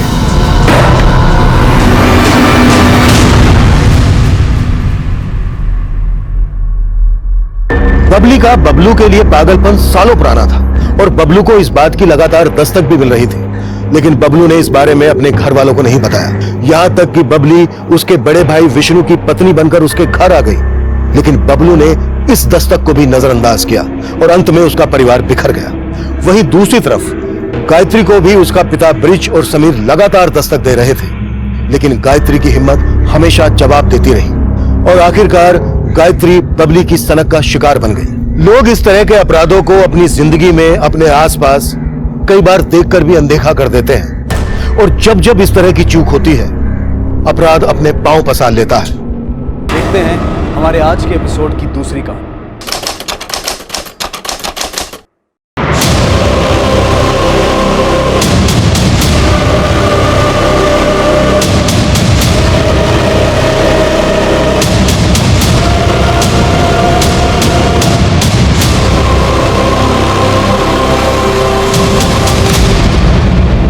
हाँ, यही दरवाजा है।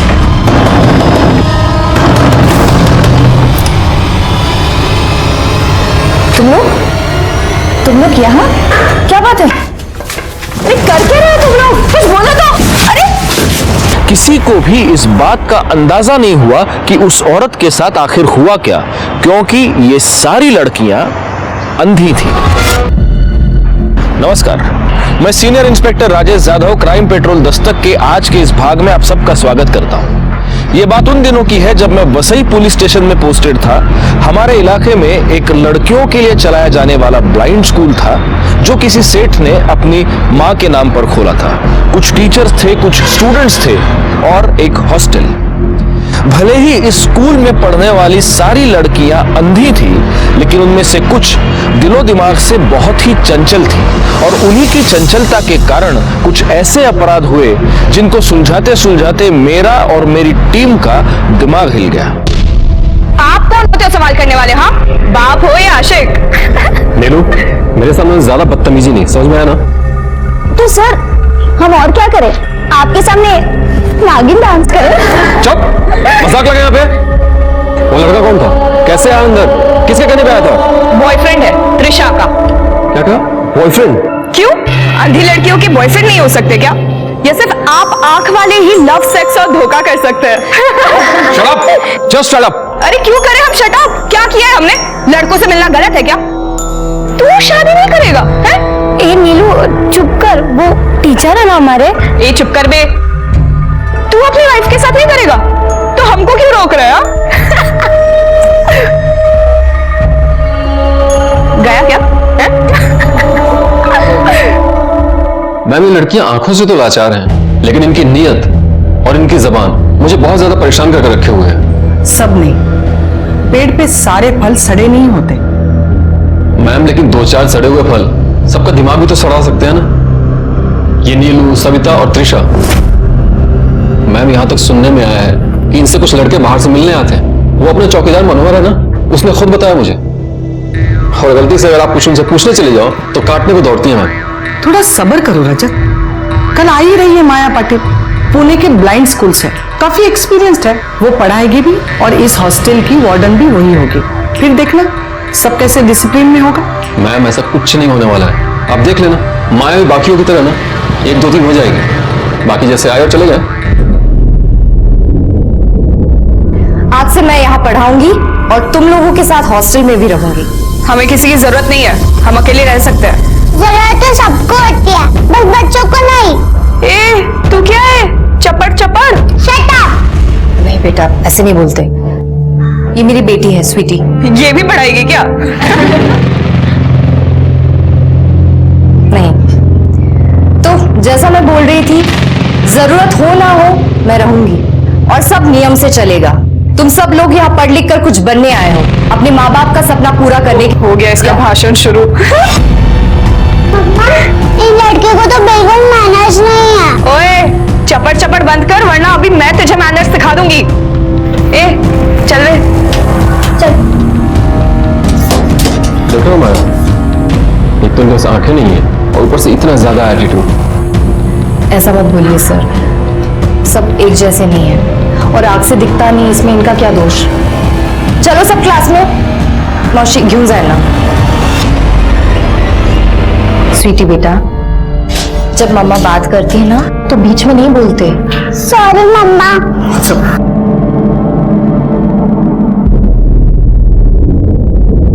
क्या हालत बना के रखी है तुम लोगों ने कमरे की?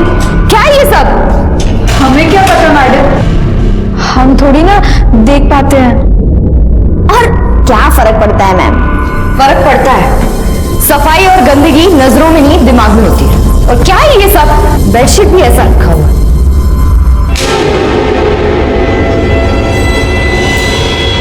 ये क्या है? कहां से आया?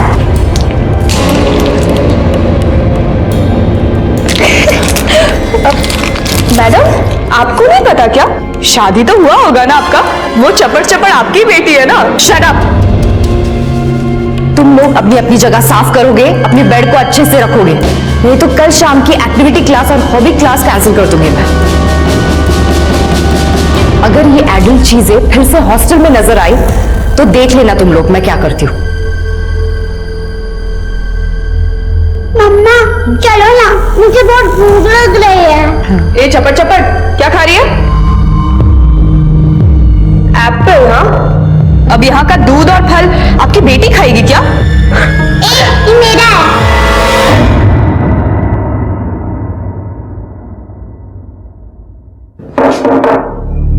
अंदर आ जाओ। हाँ रजत जी आइए ना, आइए बैठिए।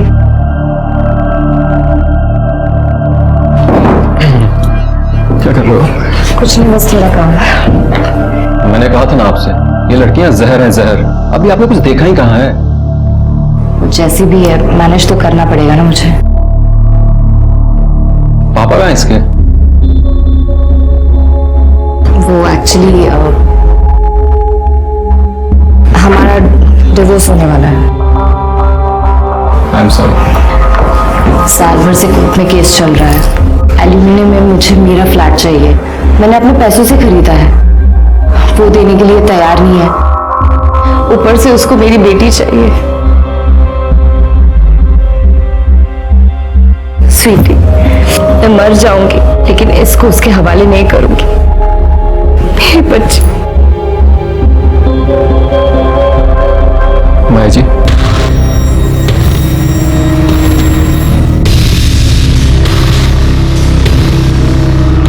आई एम सॉरी, मेरी आंखों से आंसू निकल आए। माया जी, काफी रात हो गई, मैं चलता हूँ।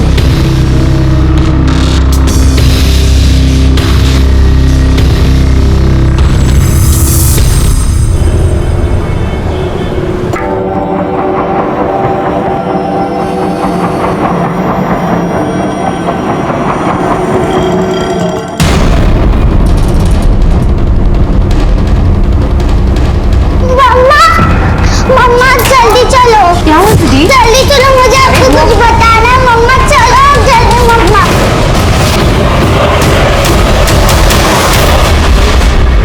क्या हो रहा है इधर? कौन है ये? अंदर कैसे आया? मैम वो मेरा मेरा मेरा मम्मा मैंने देखा, ये इसका बॉयफ्रेंड है। क्या? तू रुक, भाग जुगल, भाग जुगल, भाग। मैम जाने दो ना मैम, फिर नहीं आऊंगा ना मैम। कोई है?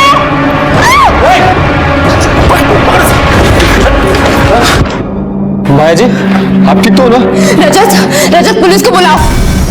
मैम छोड़ दो ना मैम, मैं आपके पैर पड़ जाऊंगा। रजत तुम जाओ जल्दी से, पुलिस को बुलाओ। नहीं नहीं मैडम, मैडम प्लीज, मैं इसको जानती हूँ, ये मेरे जानने वाला है। हाँ। जुगल मात्रे मुझे बहुत पसंद करता है। मैडम प्लीज पुलिस को मत बुलाइए। साहब जान दो साहब। मैडम प्लीज छोड़ दीजिए ना, इस बार गलती हो गई, दोबारा पक्का ऐसा नहीं होगा, प्लीज जाने दीजिए। तिला क्लासरूम मध्ये घेऊन जा। नहीं मैडम, मैडम प्लीज छोड़। घेऊन जा तिला। आखिरी वार्निंग दे रही हो तुमको, अगर आगे से कुछ हुआ ना तो छुट्टी होगी तुम्हारी। छुट्टी काहे कर देंगे? 10 साल से काम करते हैं यहाँ। मनोहर भैया ने क्या किया है? अभी कोई अंदर घुस जाएगा। ये लड़की लोग, आप इनको कंट्रोल करो ना। कौन हो तुम भाई? हमारा भाई है मनीष, ये मेंटेनेंस का काम देखता है। मनोहर भैया की गलती नहीं है, आप इन लड़कियों को संभालो। तुम अपनी बकवास अपने पास रखो। और तुम्हें आखिरी वार्निंग दे रही हूं मैं। माया के आने से स्कूल में थोड़ी बहुत डिसिप्लिन बढ़ गई थी, लेकिन कुछ लड़कियों को यह डिसिप्लिन रास नहीं आ रही थी। यहाँ पर्सनल फ्रंट पर माया कई सारे प्रॉब्लम से जूझ रही थी। उसकी और रजत की दोस्ती बढ़ गई थी। अगर ये दोस्ती दोस्ती तक ही सीमित रहती तो बहुत अच्छा था, लेकिन दोनों को ज्यादा ही नजदीक आ गए थे। 225 नंबर की बस गई क्या? नहीं आएगी भी। भाई बहुत मजा आ रहा है, अब मुझे भी एक चांस दिलवा देना भाई। तू जितना बोलेगा उतना दूंगा, लेकिन सुन ये वाली लड़की चाहिए। मिलेगी तो यही मिलेगी। पक्का ना? पक्का। चल।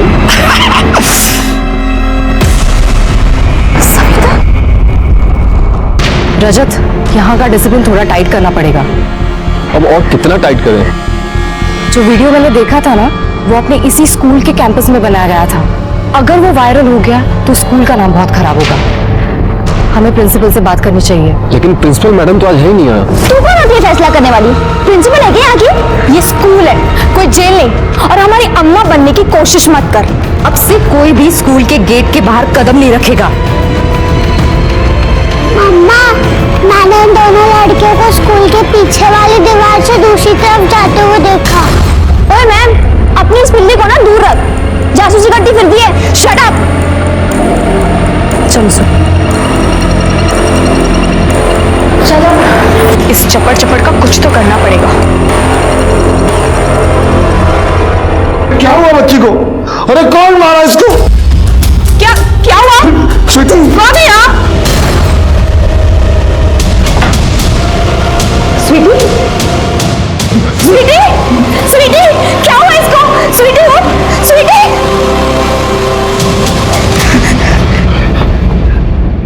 तूने मेरी बेटी को मार डाला? मार डाला तूने मेरी बेटी को? मेरी बेटी को मार डाला? स्वीटी, मेरी बेटी को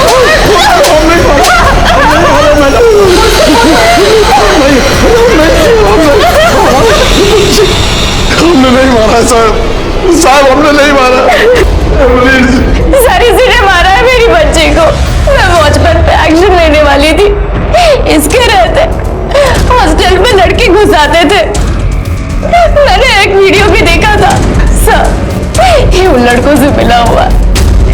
जब मैंने इस पे एक्शन लिया। साहब जानते ना साहब, आखिरी वार्निंग दे रही हो तुमको।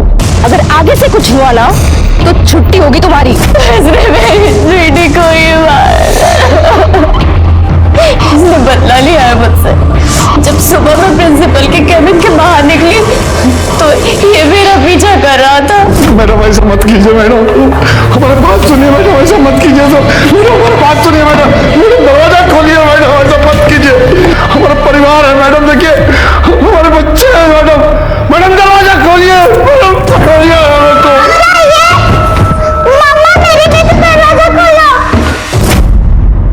और जब मैंने दरवाजा खोला तो देखा ये स्वीटी को लेकर बैठा था। किसी ने मेरी स्वीटी को मारा है सर। स्वीटी क्यों जाना? मेरी बच्ची स्वीटी,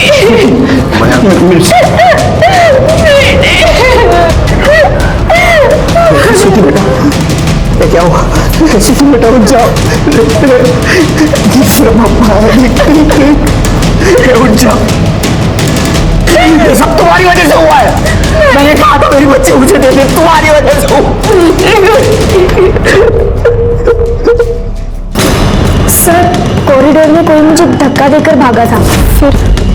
फिर हमें चौकीदार की आवाज आई और फिर सर कोई मुझे भी धक्का मार के मेरे आगे आ गया था। तुम लोगों ने कुछ सुना? सर, हम जब क्लासरूम से रूम में वापस जा रहे थे तो बहुत जोर जोर से आवाजें आ रही थी। कोई दरवाजा पीट रहा था और अंदर से मैम चीख रही थी कि कल सुबह बताती हूँ, कल सुबह बताती हूँ। हाँ, कुछ ऐसा ही हुआ था सर। और सर हाँ, हमने बाइक की जाने की आवाज भी सुनी थी दूर से। मैडम ने कुछ लड़कियों को गलत काम करते हुए पकड़ लिया था। चौकीदार ड्यूटी नहीं कर रहा था, इसीलिए शायद से ये सब हुआ। माया ने वॉचमैन को निकालने की कंप्लेंट की थी। मैडम, वो चौकीदार मनोहर, उसके रहते हुए बाहर के लोग अंदर घुस आते हैं और वो वीडियो भी वायरल हो रहा है। स्कूल का नाम खराब हो रहा है और उसकी खुद की नियत। माया, शांत हो जाओ, पहले तुम बैठो। अब बताओ क्या हुआ? मैडम, उस चौकीदार की बुरी नजर है मेरी बेटी पर। My God. तुम एक काम करो, एक फॉर्मल लेटर लिखो, मैं वो लेटर स्कूल के ट्रस्टी को भेज देती हूँ, ठीक है? ठीक है मैम। वो मेरे पास आकर बहुत रोया। मैंने उसे कहा कि तुम्हें माया से बात करनी होगी, उसे बोलो कंप्लेंट वापस ले ले, तभी कुछ हो सकता है। लेकिन सर, इंसान के दिमाग में क्या चल रहा है किसे पता। सर वो कुर्सी पे बैठे बैठे हमारी आंख लग गई सर। वो दरवाजा पीटने की आवाज सुने तो हम उठ के भागे। जब वहां गए तो बच्चे मर चुके थे साहब, और दूसरे बच्चे लोग वहां सब खड़ा था, सब छोकरे लोग वहां पे। किसी ने माया से बदला लेने के लिए उसकी बच्ची को मार दिया था। वॉचमैन मनोहर हमारी हिरासत में था। मनोहर के पास माया की बेटी को मारने की वजह भी थी। बदला लेने के लिए आदमी किसी भी हद तक जा सकता है। इसके बाद हमने मनोहर से बड़ी ही सख्ती से पूछताछ की, और तब उसने जो हमें बताया वो मैंने बिल्कुल भी एक्सपेक्ट नहीं की थी।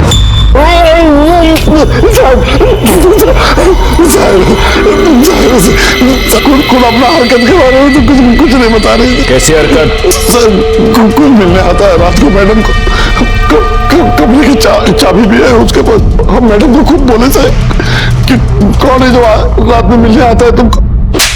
नजर रखने को बोला था तुमको। क्या कर रही हो? झापड़ मार के बूढ़े आदमी को। अपना हिसाब करो, निकलो यहाँ से। आप प्रिंसिपल नहीं हो इधर के? 10 साल से काम कर रहे हैं यहाँ। क्या काम? तुम्हारे रहते ये कांड यहाँ पे हो रहा है। प्रिंसिपल मैडम आज स्कूल में नहीं है, कल मैं उनसे बात करूंगी। और ये जो सब कुछ हो रहा है ना, तुम भी मिले हुए हो। गलत बात है मैडम, बहुत गलत। और वो भी गलत है जो रोज तुम्हारे कमरे में होता रात में। क्या क्या बोला तुमने? कोई आता है ना कमरे में तुम्हारे? तू रुक, कल मैं मैडम से बात करती हूँ, फिर देख मैं क्या करती हूँ। हम पे इल्जाम लगा दिया, हम तो बदला ले रही है साहब। साहब उसका आदमी से भी उनका नहीं जमता है साहब, बहुत झगड़ा होता है। कल सुबह भी आया था साहब। एक बात समझ में आया, अगर स्कूटी मेरे पास नहीं रहेगी ना तो किसी के पास भी नहीं। सच कह रहे साहब। नहीं सर, वो चौकीदार झूठ बोल रहा है, सब बकवास कर रहा है। वो मेरे कमरे में कोई नहीं आता था रात को। लेकिन वो तो ये कह रहा है कि उसने कई बार देखा है। कोई है जिसके पास आपके कमरे की चाबी है शायद। नहीं सर, वो कहानी बना रहा है। सर आप ही बोलिए ना कि अगर कोई आता, अगर उसने किसी को देखा होता तो पकड़ा क्यों नहीं उसको? सर वो आदमी इतना निकम्मा है कि स्कूल के कैंपस में बाहर के लड़के घुस आते थे, लड़कियों के साथ बदमाशी करते थे। और आपको तो वो जुगल का केस पता ही है ना सर? हाँ मुझे पता, अब तो वो बेल पर छूट भी गया। सर उसके खिलाफ एक्शन लीना, इसीलिए उसने मेरी बेटी को, मेरी बेटी को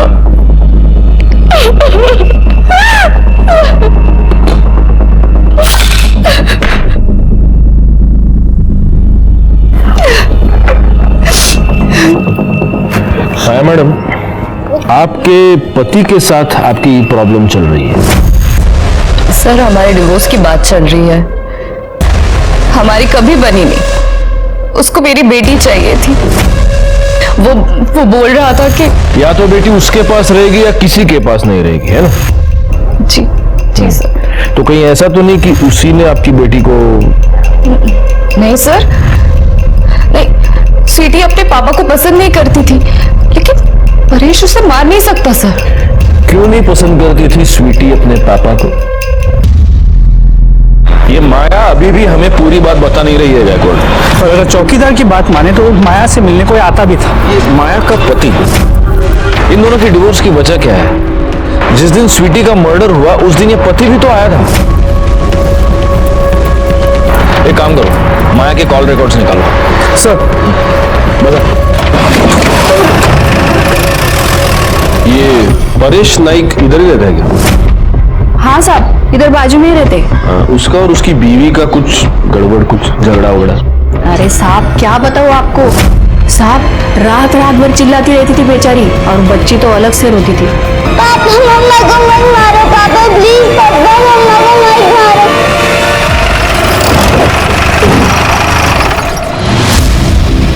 माया और मेरी बिल्कुल नहीं जमती थी सर।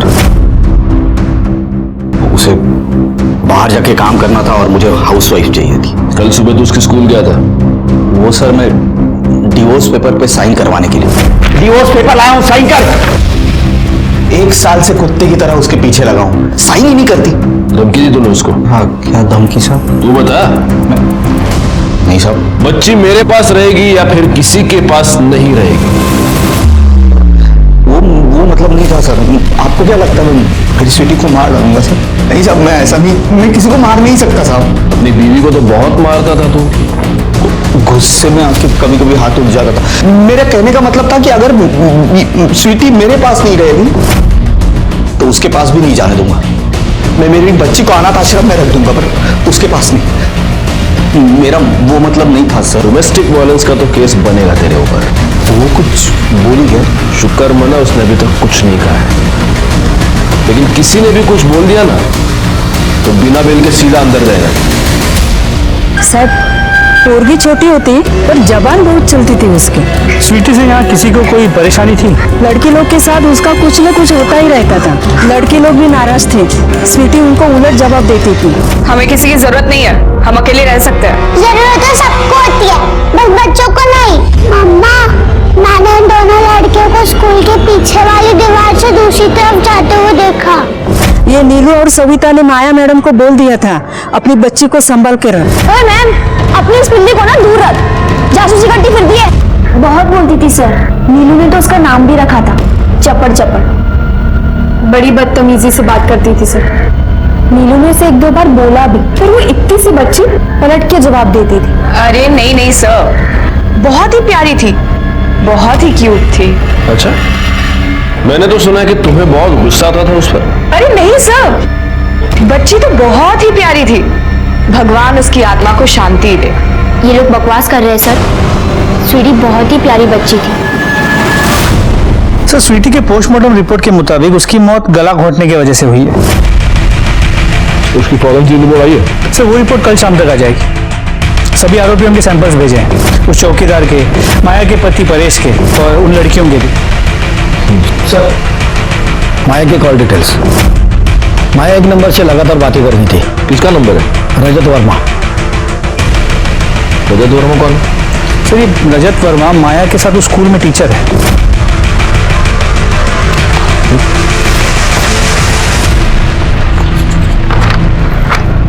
दोनों एक दूसरे से इतनी बातें कर रहे हैं, जरूर इनके बीच कुछ ना कुछ तो है।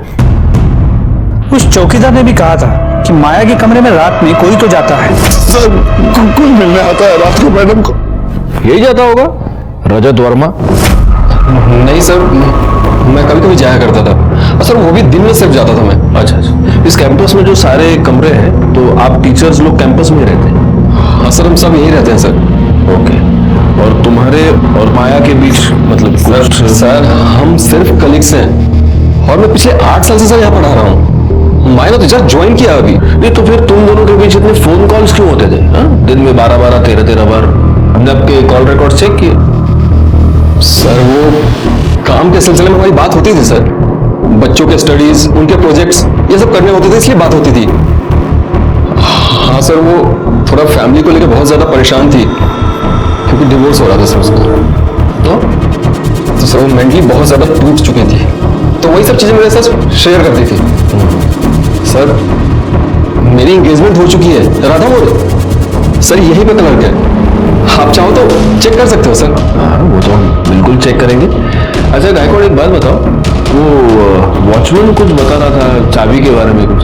तो वॉचमैन ने कहा था कि माया के कमरे में कोई देर रात जाया करता था, तो शायद उसके पास कमरे की चाबी भी थी।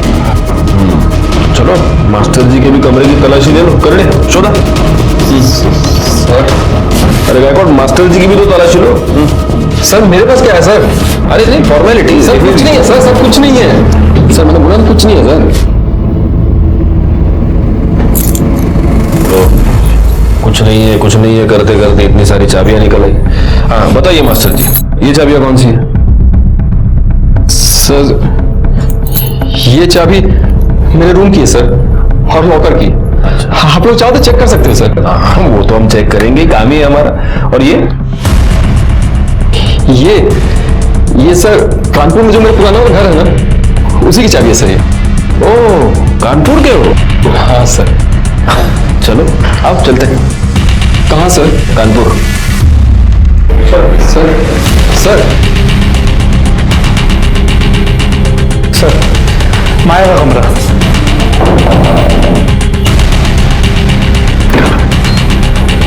सर आप क्या बात है? कुछ नहीं, सिर्फ आपके कमरे का लॉक चेक करना था। प्लीज आ रही रिकॉर्ड।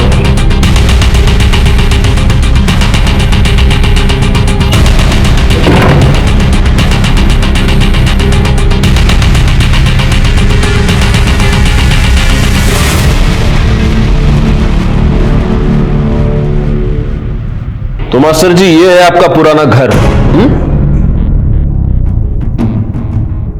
रिकॉर्ड डालो इसको गाड़ी में। सर आप खामोखा शक कर रहे हो मेरे ऊपर, मैंने कुछ नहीं किया। अरे नहीं मास्टर जी, सिर्फ आपको हमारे पुलिस स्टेशन की काली कड़क चाय पिलाएंगे, बाकी कुछ नहीं। जाओ। अरे सर कुछ नहीं किया मैंने सर।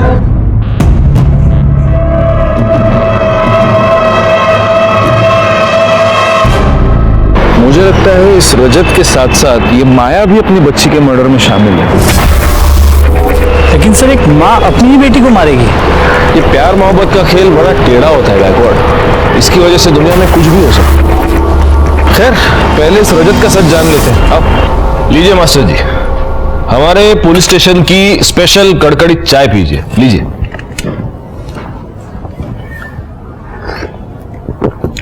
अब बोलिए। सर वो मेरे सामने इमोशनल हो गई थी, मैंने उसको तसल्ली दी तो फिर बात फिजिकल हो गए। उसके कमरे में रोज जाते थे? नहीं सर, 2-3 दिन में एक बार। प्यार माया से करते थे और एंगेजमेंट किसी और से कर ली? सर प्यार व्यार नहीं था, वो तो बस ऐसे ही जरूरत थी, और जरूरत पूरी होते ही तुमने एंगेजमेंट किसी और से कर ली। तो माया ने कुछ कहा नहीं तुमसे? सर जरूरत हम दोनों की थी। वो तो थी, लेकिन तुम्हारी एंगेजमेंट की न्यूज सुनने के बाद उसने कुछ भी नहीं कहा तुमसे? मैं शाम को 6 बजे आ रहा हूँ, तुम तैयार हो? ठीक है। क्या चल रहा है ये?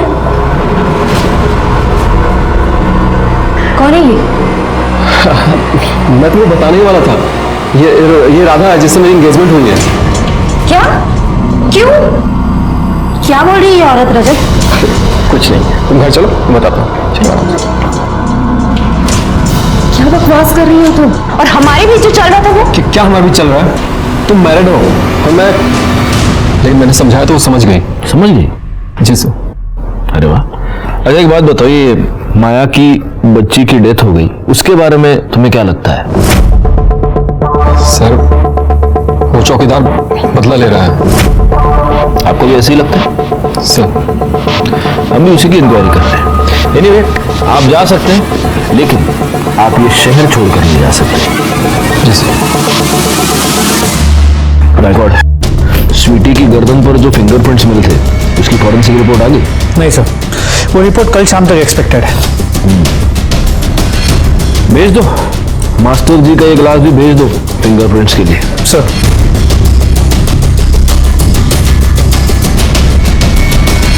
स्कूल टीचर रजत, माया का पति परेश, चौकीदार मनोहर, स्कूल में पढ़ने वाली अंधी लड़कियां और खुद माया, स्वीटी के मर्डर केस में ये सभी लोग शक के दायरे में थे, लेकिन किसी के भी खिलाफ हमारे पास कोई पुख्ता सबूत नहीं था। इस केस को जल्द से जल्द सुलझाने का प्रेशर तो मुझ पर था ही, लेकिन मुझे किसी और बात का प्रेशर महसूस हो रहा था, और वो बात ये थी कि अभी भी इस केस में जुर्म की दस्तक मिल रही थी। लड़कियां अभी भी गलत हरकतें कर रही थी, पति अभी भी अपनी पत्नी से झगड़ रहा था, और एक टीचर का दूसरे टीचर से अभी भी अफेयर चल रहा था। मुझे इस बात का डर था कि इन सब में से कोई नया कांड न खड़ा हो जाए, और दुख की बात यह है कि मेरा ये डर बहुत ही जल्द सच साबित हुआ।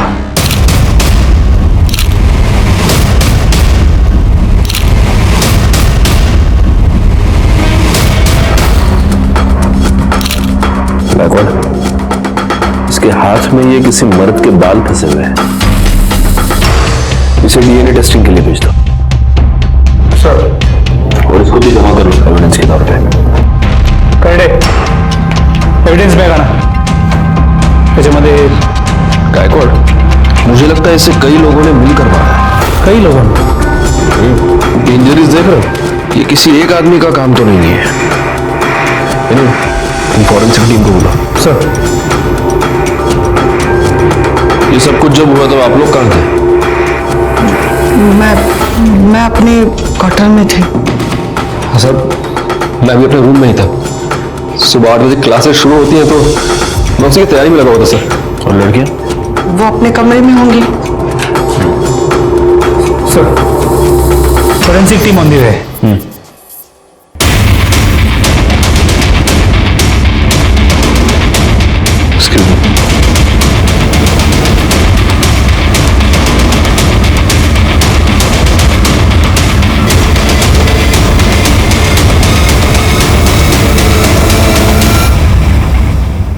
ये कमरा किसका है? सर, लड़कियों का कमरा है।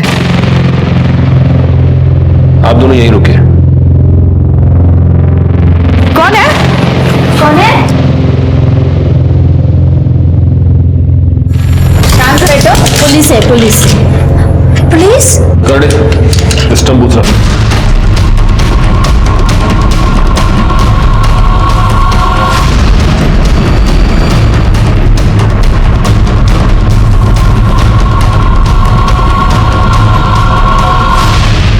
नहीं सर, ये स्टम्प्स हमारे नहीं हैं। तो फिर किसके हैं? सर, हमें नहीं पता ये। और तुम्हारे कमरे में ये खून? सर, हमें कैसे पता हो सकता है? तुम्हारी माया मैडम को किसी ने मार दिया है, इसके बारे में कुछ जानते हो तुम? ये तो नहीं पता सर, पर माया मैडम बहुत स्ट्रिक्ट थी। सबका बाहर जाना बंद कराया था उन्होंने, और लड़कियां बहुत बदतमीजी से बात करती थी उनसे। जी सर, वो बहुत स्ट्रिक्ट थी, इसलिए कुछ लड़कियां उससे नाराज भी थी। कौन लड़कियां? क्या मालूम। ठीक है, यहाँ नहीं बताना चाहती तो तुम्हें पुलिस स्टेशन ले जाते हैं, वहां बता देना। अरे नहीं सर, मैं क्यों जाऊंगी पुलिस स्टेशन? ले जाना है तो वो नीलू, त्रिशा और सविता, इन दोनों को लेके जाइए। इन्हें तो थी ना माया मैम से बहुत नफरत। माया मैडम पर तुम्हें बहुत गुस्सा था क्योंकि उसने तुम्हारे बॉयफ्रेंड को अरेस्ट करवाया था, है ना? हाँ। देखो, कोर्ट अंधेपन के साथ कोई रियायत नहीं करता।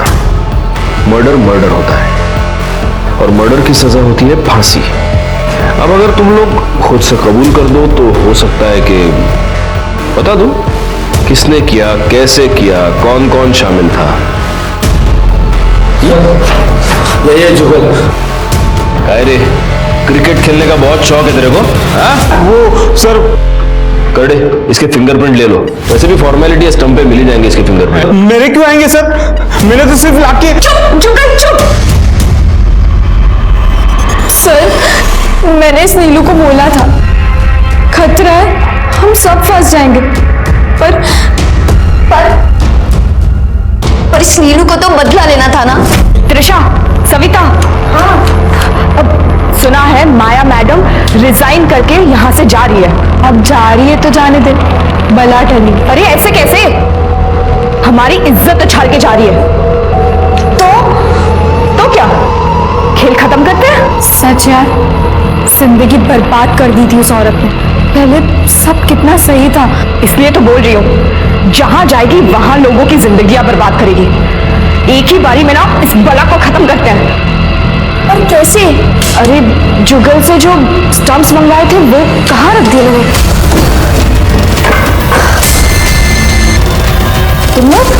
तुम लोग यहाँ? क्या बात है? अरे कर क्या रहे हो तुम लोग? और फिर तुमने दुपट्टे से माया का गला घोट दिया? नहीं सर, दुपट्टे से नहीं, हमने दुपट्टे से कुछ नहीं किया था। तुम्हारे साथ और कौन कौन शामिल था? नैना और शबनम। पाटिल मैडम, इसे नैना गाड़ी में डाला। सर, मुझे तो लगता है कि माया के साथ साथ उसकी बेटी स्वीटी का मर्डर भी इन लड़कियों ने ही किया है, और इन दोनों को मारने के लिए उनके पास वजह भी थी। पता नहीं क्यों गायकवाड़, मुझे ऐसे लग रहा है कि इन लड़कियों के अलावा कोई और भी शामिल है इसमें।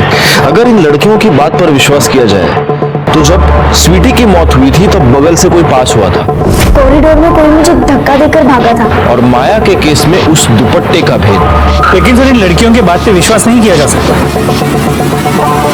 सर, स्वीटी के बॉडी की फॉरेंसिक रिपोर्ट। सर, स्वीटी के गले पे जो फिंगरप्रिंट्स मिले थे वो रजत के। उठाओ उसे।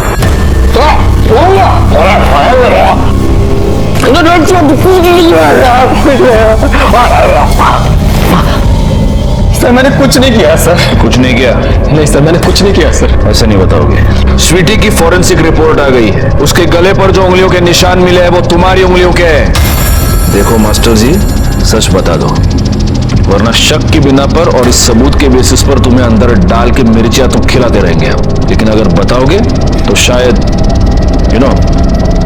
सर मैं स्वीटी को मारना नहीं चाहता था सर, लेकिन माया तो मेरे पीछे पड़ी हुई थी। मैंने उसको बोला कि मेरे पेरेंट्स मेरी सगाई तय कर चुके हैं, अब रिश्ते को यही खत्म करना होगा। लेकिन सर वो मानने के लिए तैयार नहीं थी, रोज झगड़े करती थी। माया मेरी बात तो सुनो माया। मुझे कुछ नहीं सुनना है, तुम बस मुझसे शादी कर लो। देखो ऐसा कुछ नहीं हो सकता है, इस रिश्ते को यही खत्म करना होगा यार। ओके ठीक है, तो हमारे बीच जो कुछ भी चल रहा है ना, और मेरी प्रेगनेंसी की खबर कि तुम्हारी राधा को, प्रिंसिपल को और पूरे स्कूल में मैं फैला दूंगी। तुम ऐसा नहीं कर सकती हो माया। माया सुनो तो एक बात माया। माया गेट खोलो माया। माया गेट खोलो ना यार, कुछ बात करनी है तुमसे। माया माया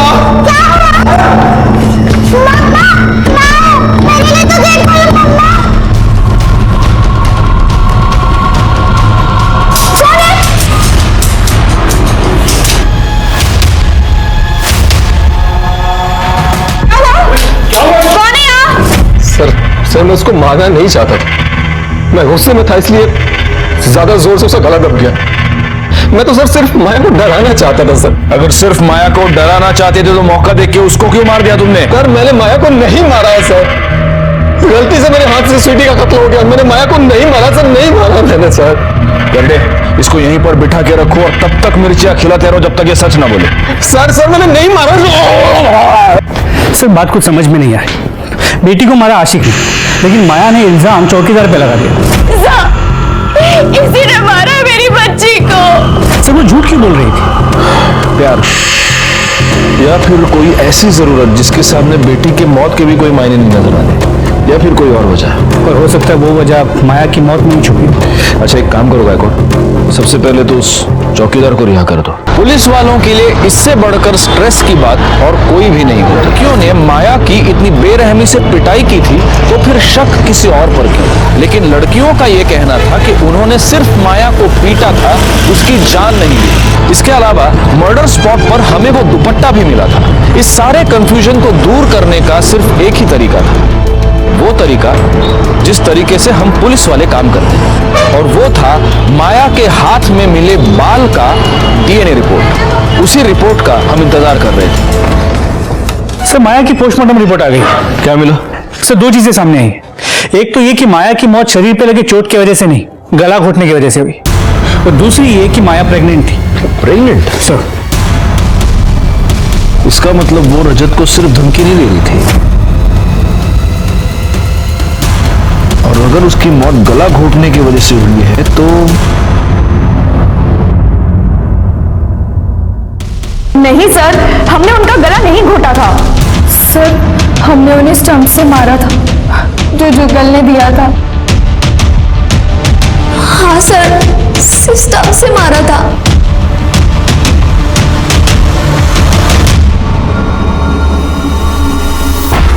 उसको मार के क्या करूंगा साहब, बेटी तो गई, और जिस दिन ये सब कुछ हुआ मैं पूना में था साहब। किसी को भी पूछ लो, मेरा सेठ उधर है। अब आप पूछ लीजिए सर। सेठ का नंबर? हाँ सेठ का नंबर।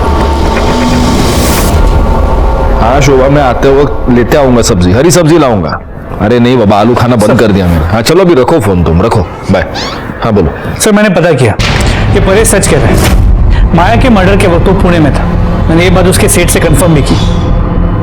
तो अगर परेश ने नहीं मारा तो फिर किसने मारा? सर माया के हाथों में जो बाल मिले थे उसके डीएनए रिपोर्ट। सर किसी प्राइम सस्पेक्ट से मैच हो रही है? किसी से नहीं, सिवाय चौकीदार के। चौकीदार?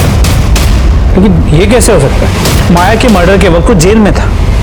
रिपोर्ट ये कह रही है गायकवाड़ के चौकीदार से कुछ परसेंट तक डीएनए मैच हो रहा है। कुछ परसेंट तक? मतलब? हमें क्यों लाए साहब? तुम्हें यहाँ इसलिए लाए हैं क्योंकि तुम्हारे बाल बहुत झड़ते हैं। बाल? माया की डेड बॉडी पर जो बाल मिला है वो तुम्हारा है। अब पूरी कहानी तुम हमें बताओगे या हम? हमारे भाई की इज्जत उतार के रख दी उस औरत ने, जेल भेज दिया उसे। हमने तय किया उस रोज।